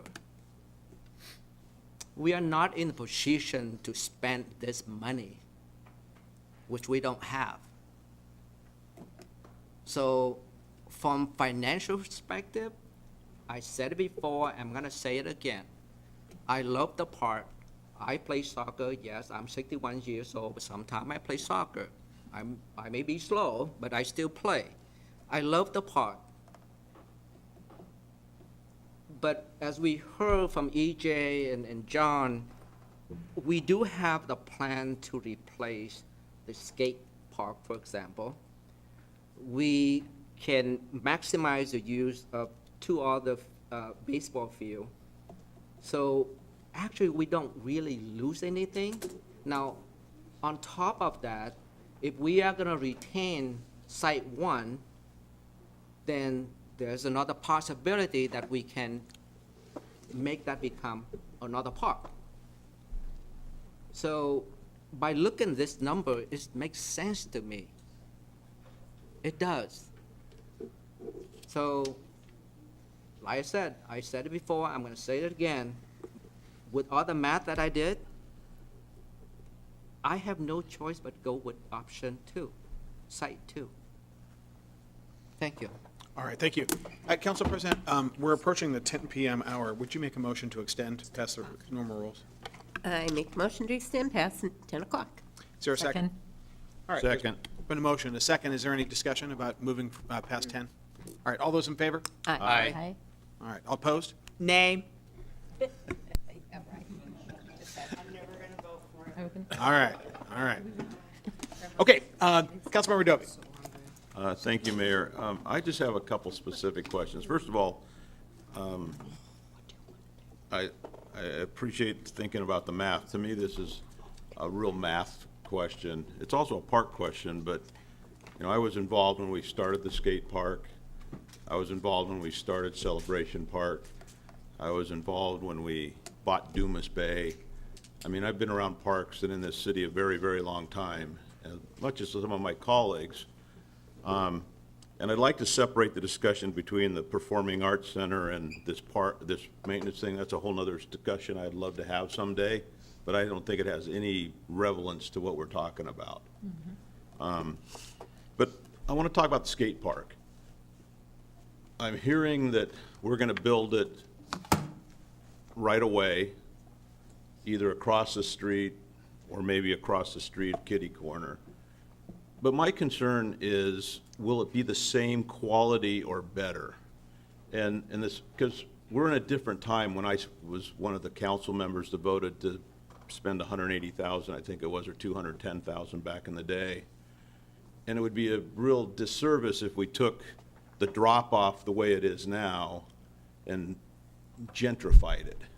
So can you talk to me about how we're going to build it so it's the same type of park and not something that, we dumb down?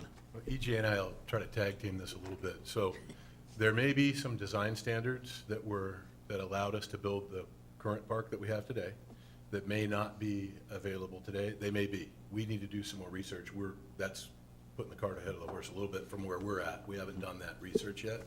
And I'll be engaging with our newfound skate community that has found us. So I want to be able to talk to them and find out. But yeah, our goal would be to build something that they're going to love forever.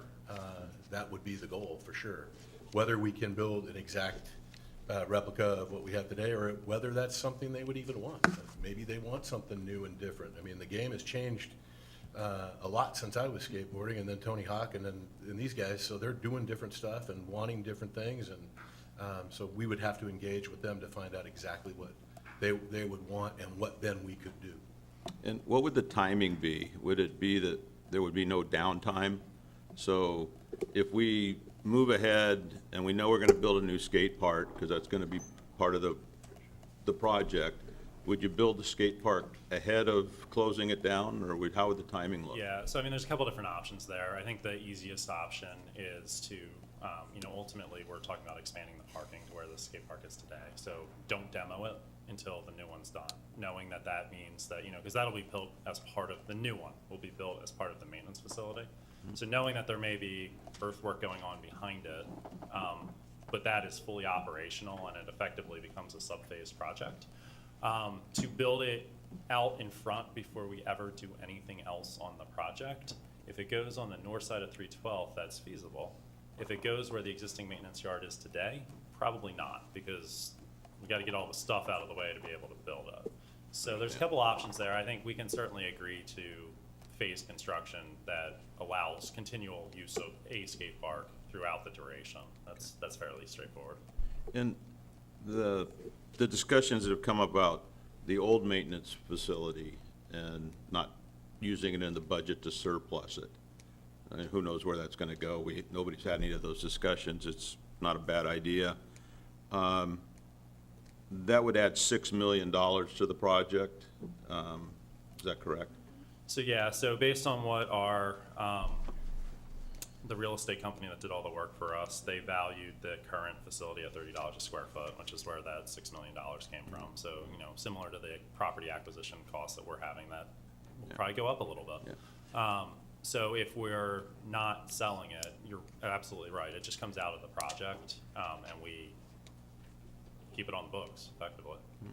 And I guess a follow-up on Councilmember, you're talking about the number. It seems to me that a differential would be much higher if we went to another place than just 16 million, because we've got to talk about the financing of the parks part of the money that's being given as a offset. So wouldn't it be like $30 to $40 million more to go somewhere else when you really figure out the internal financing and the cost of money for 20 years? Most likely. I mean, that's what we, this is kind of, we're tiptoeing a little bit around the SEPA NEPA requirements, and around, we need to have a preferred alternative before we do too much homework on the financing side to meet the state requirements. But yes, I mean, the math my colleague just went over was astounding on the difference. And that's based on the 16 million. But that was maybe halfway where it should really so be, because the finance money, and we're not gonna get money at 3.5%. I mean, whatever, but it's gonna be a lot more over 20 years. Plus, what do you think that eliminates we would do for 20 years? Would we lose 5 police officers? I mean, we don't have general fund money, or are we gonna take something from human services? Where would the park money that we're talking about come from? I mean, do we have that somewhere? That's Anybody got in their back pocket? Proposed. No. So, I mean, that is something the council would have to have a pretty serious conversation about what is being cut to fund this. Okay. Yeah, thank you for the presentations. I mean, this has been one of the more unique meetings I've been in many, many years. I mean, I'm sure there'll be some people are happy, some people are unhappy, and but we do need to make a decision that so we get on with life. Yeah, and to put that into context, since we started talking about this in May, so CPI across the entire board is 9.1 since May. CPI related to construction materials is 8.2. So just since May, since we started this conversation with LUTC, construction pricing's gone up over 8%. And the other question is, we started, I mean, this was started by the council. Many of the people are sitting up here 4 years ago, when many of us weren't even up here.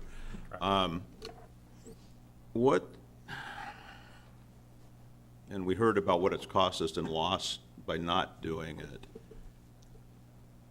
But when would we actually start? If we authorize the $250,000 tonight, what's the steps? When does somebody get started, and when's it coming back? What's that timeline look like for the rest of the year?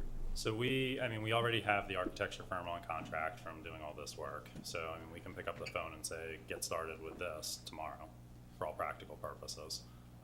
We need to tell them what option that council, whether it's basically site 1 or site 2 or site 3. But beyond that, they're ready to go. The schedule that's been outlined previously, that's been shared, is come back end of Q3, beginning of Q4 with a complete funding proposal for council's review, which would be a lot more nuts and bolts than this, and we'll drag Steve up here with the 3 of us. And then get design fully completed by the end of 2023 and go to construction. And I guess I have one more question, then I'll turn it over to you, Mr. Walsh. Let's say that we vote tonight on the 250,000, who knows what the vote's gonna look like, but we make the vote. And, I don't know, 90 days from now, the fire department calls us up and says, hey, we really like you, we're gonna give you this property for free. Or the guy from Taiwan calls us up and says, I really wanna make a donation to Federal Way. And it's new information. Could we change if we wanted to? Yeah, I mean, until the point we put a shovel on the ground. Yeah, can until change. all we there's- would be risking is 250,000 for the design or wherever we were at. But if something Yeah, I mean, miraculous happened and somebody won the lottery and said, I want to buy this piece of property and donate it to the city for 40 million, Yes, you're correct. we could do that. Is that correct? Councilmember Walsh? All right, thank you for the presentation. Great presentation. I have a great love for our parks, a great love for our parks. And the thought of losing any type of park facilities, park land, I don't like the idea. However, with that being said, I think that that we can truly mitigate the loss. I mean, hopefully upgrade the skate park, make it new and improved. And I would encourage you to get the contact information of these young folks out here, get them tonight, and put them on the advisory board for the new skate park. Pretty sure they already gave it to Stephanie. I just don't know they volunteered yet. All right. I am almost willing to bet that they'd be happy to volunteer. Do I have any nods over there? Yeah. All right. All right. So with that, I think that we can mitigate it. And then with the existing facility, I think that it's important that as a council, that we make sure that that is either used for a park or the sale of it from being surplus goes towards the purchase of additional parkland. And not just go elsewhere, but that it actually be dedicated to parks. And I would, and if we vote to approve this tonight, I would challenge my colleagues on the city council to commit that land one way or another, either directly or through its sale to parks land.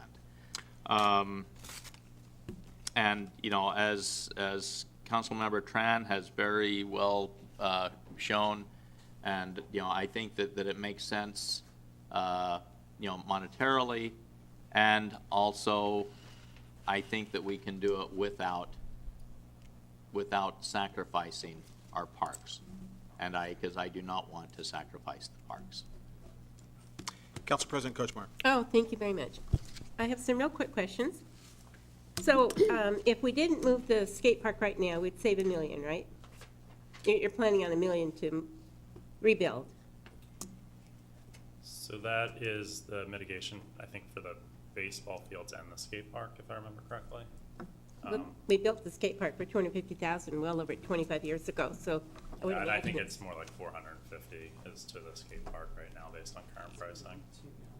So if I were an entrepreneur, entrepreneurial, I would take that little piece of property we own with the Still Lake Fire Station, and I would add it to the property to the north, which is worthless. There's 5 houses there. I would connect the two and sell it for more than your estimated value of $46 million. And I would take that amount of money, deduct the amount of money for this skate park, leaving it where it is, and deduct that from the 16+ million you're talking about for First and 320th. So I am just offering alternatives.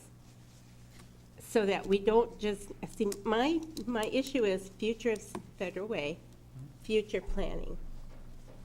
So we're gonna have a lot of people stuck in a downtown core. And we can talk about trails, but we need activities for kids. So my thinking would be to go back out to the drawing board. I don't think you're gonna do that, but to go out to the drawing board and talk a little bit more about First and 320th. If you don't, then I think that you should be making a ball field over at Still Lake Park. And I'm not sure where all this parking is gonna go, because you're gonna have parking at the annex for our existing equipment. There is a piece of property to the east of Still Lake Park that could possibly be made into a ball field, I don't know. But I'm trying to figure out some way to keep some property that our kids can use in the future that are gonna be living in all those apartments. All right, thank you. Councilmember Dawson. Thank you, Mayor. I don't have a question. I just wrote down a few comments that I wanted to share. So I had the conversation starting in 1999 or 97 that you corrected. So, and honestly, staff has gone back to the drawing board over and over repeatedly all these years. And as we do this, cost is continuing to rise, and staff has an unsafe facility to work in, unsafe and unhealthy. And our equipment is deteriorating.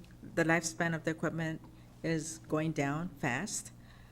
And then theft and vandalism is continuously affecting your work. So it's not just the cost, but it's also work that staff has to, like today, one of the, one of the machine equipment was down, right? And so that, I'm sure, just takes you guys down completely from doing your jobs. I think the council, as well as the public, value staff and staff safety.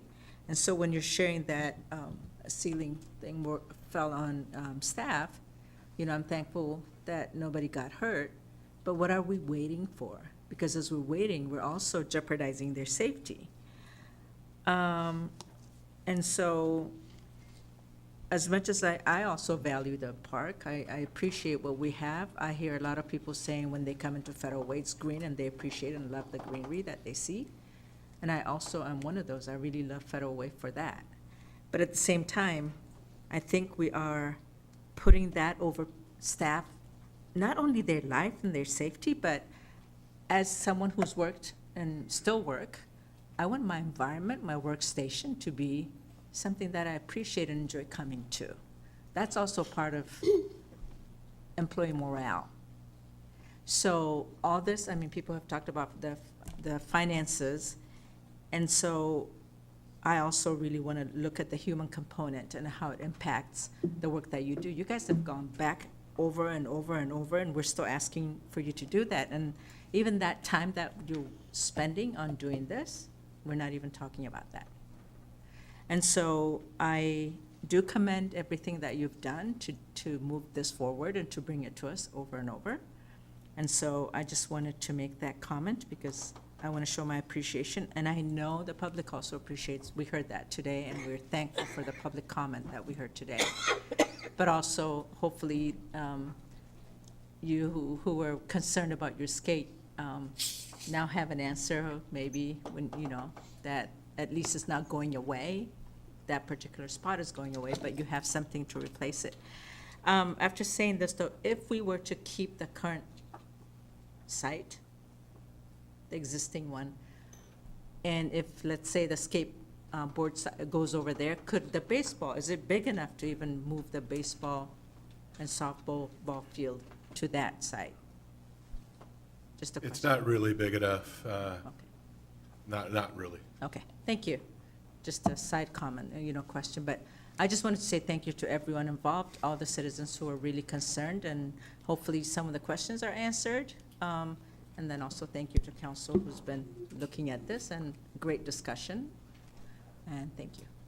All right, Deputy Mayor Honda. Thank you. So I have a couple questions, and I would like to say something. You've talked a lot about vandalism and theft. So is the new yard that you're proposing going to be free from vandalism and theft? It's going to be built next to apartments also. Yeah, I mean, I wish I could promise you that there's not going to be any theft in the city. That's not reality.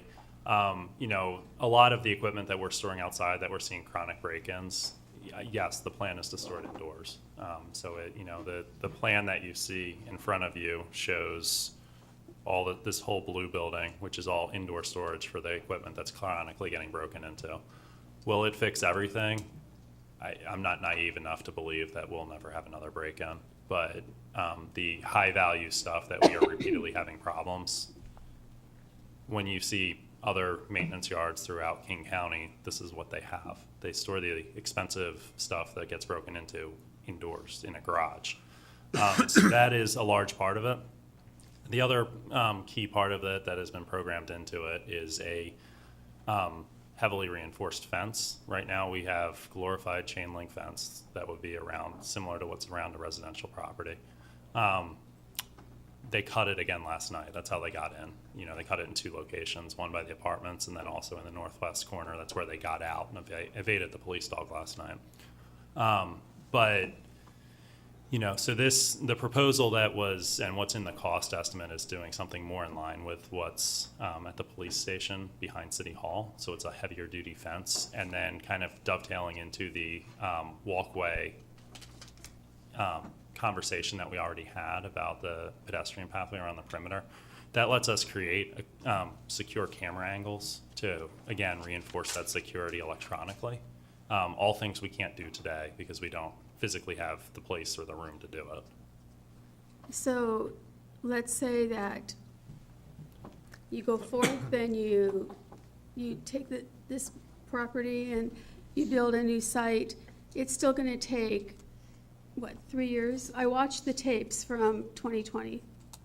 In May of 2020, we had 2 council meetings in which this was discussed. Mm-hmm. And you very clearly said that it would take a minimum of 3 years to do the planning, get the permits, and get it built. So in the next 3 years,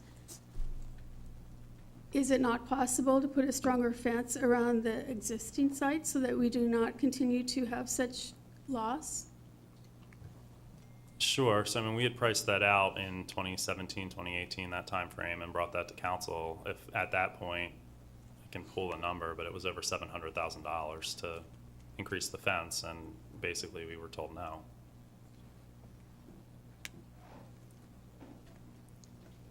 So do we currently then have the money to have a professional design a new skate park, clear the land, and build it? And do we have that money now? Do we have the money now? As in cash on hand, or as in, Well, what do you mean by that? We're promising that we're going to have a new skate park built. So where is that money coming from? It is part of the funding package that was shared, and I completely agree with you that when we come back to council, as I mentioned earlier, later this year with a funding package, it needs to be pretty clearly spelled out and you know, line by line shown to you. But the short answer is yes.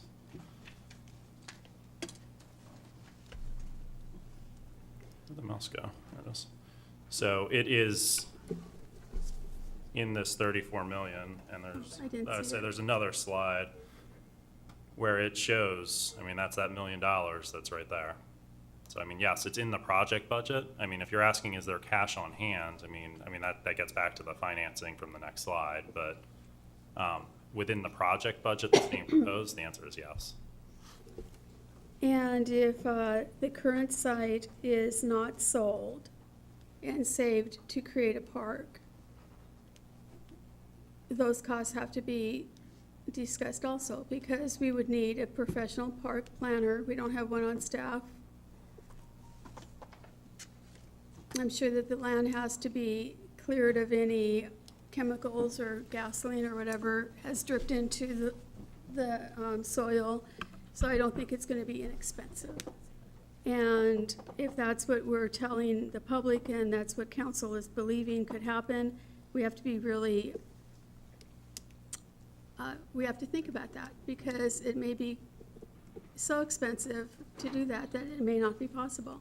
And I think we really need to think about that. So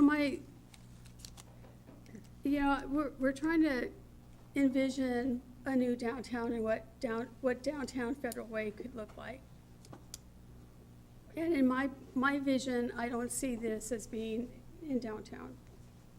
So, but other people may. That's just my vision.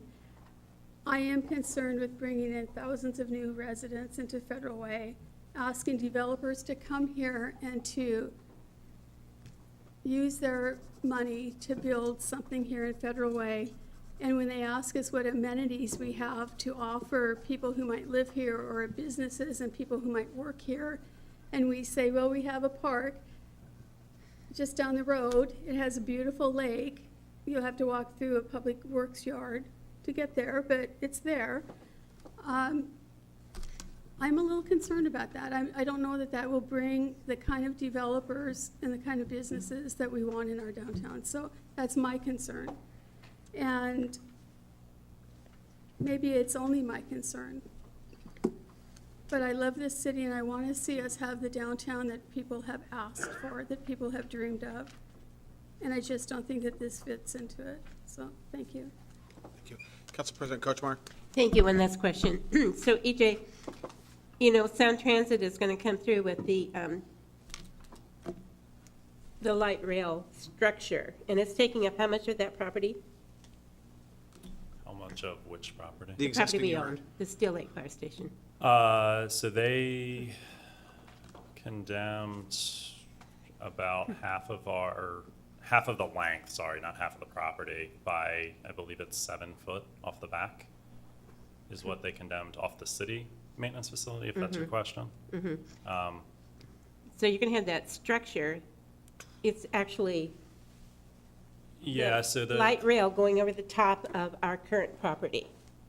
So it's, the train will, when they're all done, the train will basically be level with 28th, not 312, with 28th. So you'll be looking flat across. The area that they took from the city is actually being used for a retaining wall. So the actual track alignment and the train will be closer to I-5 than our property. It's retaining wall structures that they took our property for. So if you're going to put a skate park there, I just question how safe it is for the children. If you're going to put a skate park where it's Steel Lake Fire Yeah, Station. no, I'm thinking. Yeah, I mean, so they're required, there's the retaining wall, and then they're required to fence it. I mean, certainly that is, it's adjacent to an apartment complex right to the south of our facility as well. But that is certainly good feedback that we will need to incorporate, a barrier to prevent anyone from getting there. But I think that's also in Sound Transit's best interest to do that as well. And, they have the track that goes through many cities. So, I mean, we can certainly engage them in that conversation. Councilmember Dovey. Yeah, a couple things. First of all, I think Deputy Mayor's idea of looking at fencing around the maintenance yard, even if it's $700,000, is money well spent if we're losing, a lot of money per year. And I would suggest that we put that into some sort of discussions. I don't know if it falls under ARPA. I don't know if it falls under just budget. But we would be derelict if we just went another 3 years and didn't address that issue. So I just say that for general comment. And I'd like to just make the motion, since I'm land use and I'm the lucky one at the very end, that I move that we select Site 2, southwest corner of 312th Street, 28th Avenue South, as the site of the new joint use operations and maintenance facility, and authorize $250,000 in expenditures for unallocated capital improvement funds to advance the preliminary design. I'll second that. It's been a motion, a second. Is there any further discussion? Councilmember Sepidawson? Oh, okay, just two. All right. All right. I see a couple lights on, but in anticipation of the vote, but is there anybody else who wants to, for discussion? Now, can we have a roll call vote? I think we're going to have some nays here, so we might as well. Yeah. Just start off What, with that. why don't we just, Councilmember Norton?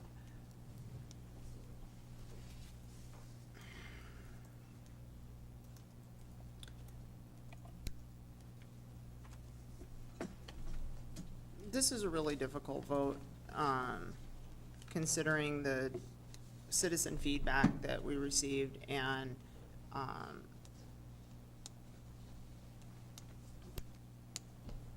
I know that it's my job to vote on this situation. I want to put it off, and I'm not sure if if I want to put it off because I don't want to vote on something that's going to be disappointing, but I feel like we need more citizen input. And I know that because that's my job, is to do what the citizens tell me. And right now, if the way I'm going to vote is going to be what the citizens are telling me to do, not what I want to do. And I don't know if we give them more information, if they're gonna change their minds or not. But that's what I'm gonna do. I'm just gonna do what the citizens are saying they want. So whoever showed up here, even though I disagree, it's my job to represent the people of the city. So, I just wanted to let you know, EJ, Mr. Hutton, and, you know, you guys, I am on your side. I do want, I want to do this, I do. I just, I've got to go with what the citizens say, because that's just that's my training in leadership, and it's just the way it goes. I'll stop now. So if there's anyone who would be willing to push this out for another 2 weeks, I'd really be grateful. All right. There's been a motion, a second, a discussion. Stephanie, can we just do a roll call? Sure, I think absolutely. if it's been requested. Let's conduct the roll call vote. By please. position order? What's that? I'm going to do it by position order. Please do. Okay. Councilmember Suffolk-Dawson? What am I? This is yes or no? Yay. Councilmember Norton? Nay. Councilmember Tran? Yay. Councilmember Walsh? Yay. Councilmember Dovey? Yay. Deputy Mayor Honda? No? Council President Kochmar? Nay. Motion carries 4-3. All right. All right, thank you. Thank you. All right. Council, we are at 10:20 in the evening, and we had a study session on council ARPA priorities. Brian, before you get ready, I see you, why don't you get all set up and let me see what I can do. Council, it's 10:20. We're not expected to take action on this tonight. Could I make a suggestion? Yeah, please, Deputy Mayor. I would suggest that, because it's late, I think we need to leave. I would suggest that council go over what we discussed earlier during the 5 o'clock meeting, and you'll need it. Can you hold on just for a second? I want to make sure Councilmember Norton hears this. It's okay, we're conferring. Could you start over again so Councilmember Norton can hear? So I would suggest that we don't further discuss ARPA money tonight, that council members very specifically send you the information that they need to have the information they need to make a decision. If they need information from the mayor, from the chamber, from Lake Haven, or from Sarah on the 3 million, or whatever, that they send that to you, so that at our next meeting, which is in 3 weeks, not in 2, that decisions can be made. And I would agree with that. I think August 9th, we've already discussed this at the special meeting. I don't think we need to do any further discussion tonight. Okay. Now, There's no hurry. that's right. So let me just ask, legal counsel, thank you very much. That's well noted, Deputy Mayor and Council President. Ryan, can we just take no action and move on to the next agenda? Yes. Agenda item, because it is on the next schedule, regular schedule. No action was anticipated, and we had a discussion. Okay. All right. Without objection, thank you, Brian. Without objection, we will pass that. It's on for the next city council meeting. Then we've got item 9, ordinance, first reading and enactment. This will be fairly quick, I believe. So this is, for the record, item A, council business 827, ordinance protection orders, state statute updates. Just a quick staff report from Ryan Call, our city attorney.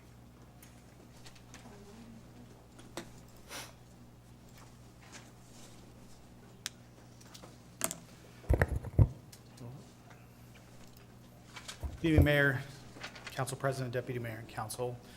This is a housekeeping ordinance, so I have one slide. So by way of background, the state legislature created RCW 7.105. It was a new chapter in which they consolidated all of the protection order laws of the state into one chapter. So the substance of the crimes did not change. Basically, before they were kind of all over the place, and it made it very difficult for people to apply for orders, and they had all these different forms, and they basically made the system more efficient. But the substance did not change. What that did do, unfortunately, is it broke. We have a bunch of broken references in our code. So the reason that this is being presented tonight is kind of an emergent issue, and I'm asking council to waive council rules and pass this as an emergency measure to take immediate effect. Is that our court, the municipal court, has found that this could be a jurisdictional issue, meaning that we can't prosecute some of these protection order violations until we change this in our code. So the new ordinance, all it does is correct the references, so we have no more broken references, and it also does explicitly state, currently the code says that it's the council's intention to incorporate all misdemeanors and gross misdemeanors that the state legislature passes. It doesn't say will pass, so we're adding a future intent, so that in the future, and I'm not sure if the argument will fly with the judges. It will depend on who's sitting in the judge seat if that happens in the future. But we can make the argument that it was council's intent to adopt all future changes for gross misdemeanors as well. All right. Council, any questions of Ryan? Okay, thank you very much. Stephanie, do we have any citizen comment? No, Mayor, I don't have anybody. All right, very much. Thank you very much. Council President Kochmar, do you have a motion? Thank you very much. I move to approve, I move approval and adoption of the proposed ordinance. Actually, it's right before, about suspending the rules. There's a motion to suspend that's necessary. You have to, okay. I move to suspend Council Rule 2.2, subsection H, to allow first reading and enactment of the ordinance in one meeting. Is there a second? Second. There's been a motion and a second to suspend the rules. Is there any discussion? All those in favor? Aye. Okay, now Opposed? I get to, Oh, actually, but before we get there, would the city clerk please read the ordinance title? Yes. Council Bill 827, Ordinance Protection Orders, State Statute Updates, an ordinance of the City of Federal Way, Washington, relating to protection orders and other associated recent state law changes, amending Federal Way Revised Code 635.040, 635.050, 635.060, 635.070, 605.080, and 635.090. Council President Kochmar. thank you very much, Stephanie. I move approval and adoption of the proposed ordinance. Is there a second? Second. There's been a motion and a second. Is there any discussion? All those in favor? Aye. Opposed? Motion passes unanimously. Council reports, second meeting of the month. We'll start with Councilmember Dovey. I have no report. All right, thank you. Councilmember Walsh. No report. Councilmember Tran. No report, thank you. Councilmember Norton. No report. Councilmember Assefa-Dawson. No report, thank you. Deputy Mayor. Well, I do. Of course you do. So congratulations, Cheryl Hurst, on receiving the key to the city by Mayor Farrell. And the Salmon Bake. Don't miss it. If you have never gone in 66 years, this should be the first year that you go. So it's this Friday, July 22nd. Hours are 4 to 8. Tickets are $28, $25 if you're over 65. We have Sub-Zero ice cream for $6, and I understand my favorite flavor may be there. Hot dogs will be available for those who do not like salmon, and tickets are available at the park. We would like to see you support the Kiwanis. We support children in Federal Way and throughout the region. Thank you very much. Council President Kochmar. Oh, thank you. I don't really have a report. I just want to say thank you to Councilmember Walsh for all of his hard work on the grocery carts and talking to the grocery store owners. That took a lot of time. I appreciate that. And then I would like a small report to go to council on the company that we're supposed to have hired to clean up the encampments. We don't have any information on that, and I'm just wondering where that is. And I do like the Snuffleupagus Yeah, exactly. Oh, we need to make sure that we remember to get Cheryl hooked up to drive that. to drive that, We yeah. made a promise on. You might need a CDL. Exactly. Brian, can you make sure that we note that, work with the company that we're having that, to make sure that we get a report? It's an honor and a privilege to serve with each and every one of you. We are adjourned. Thank you.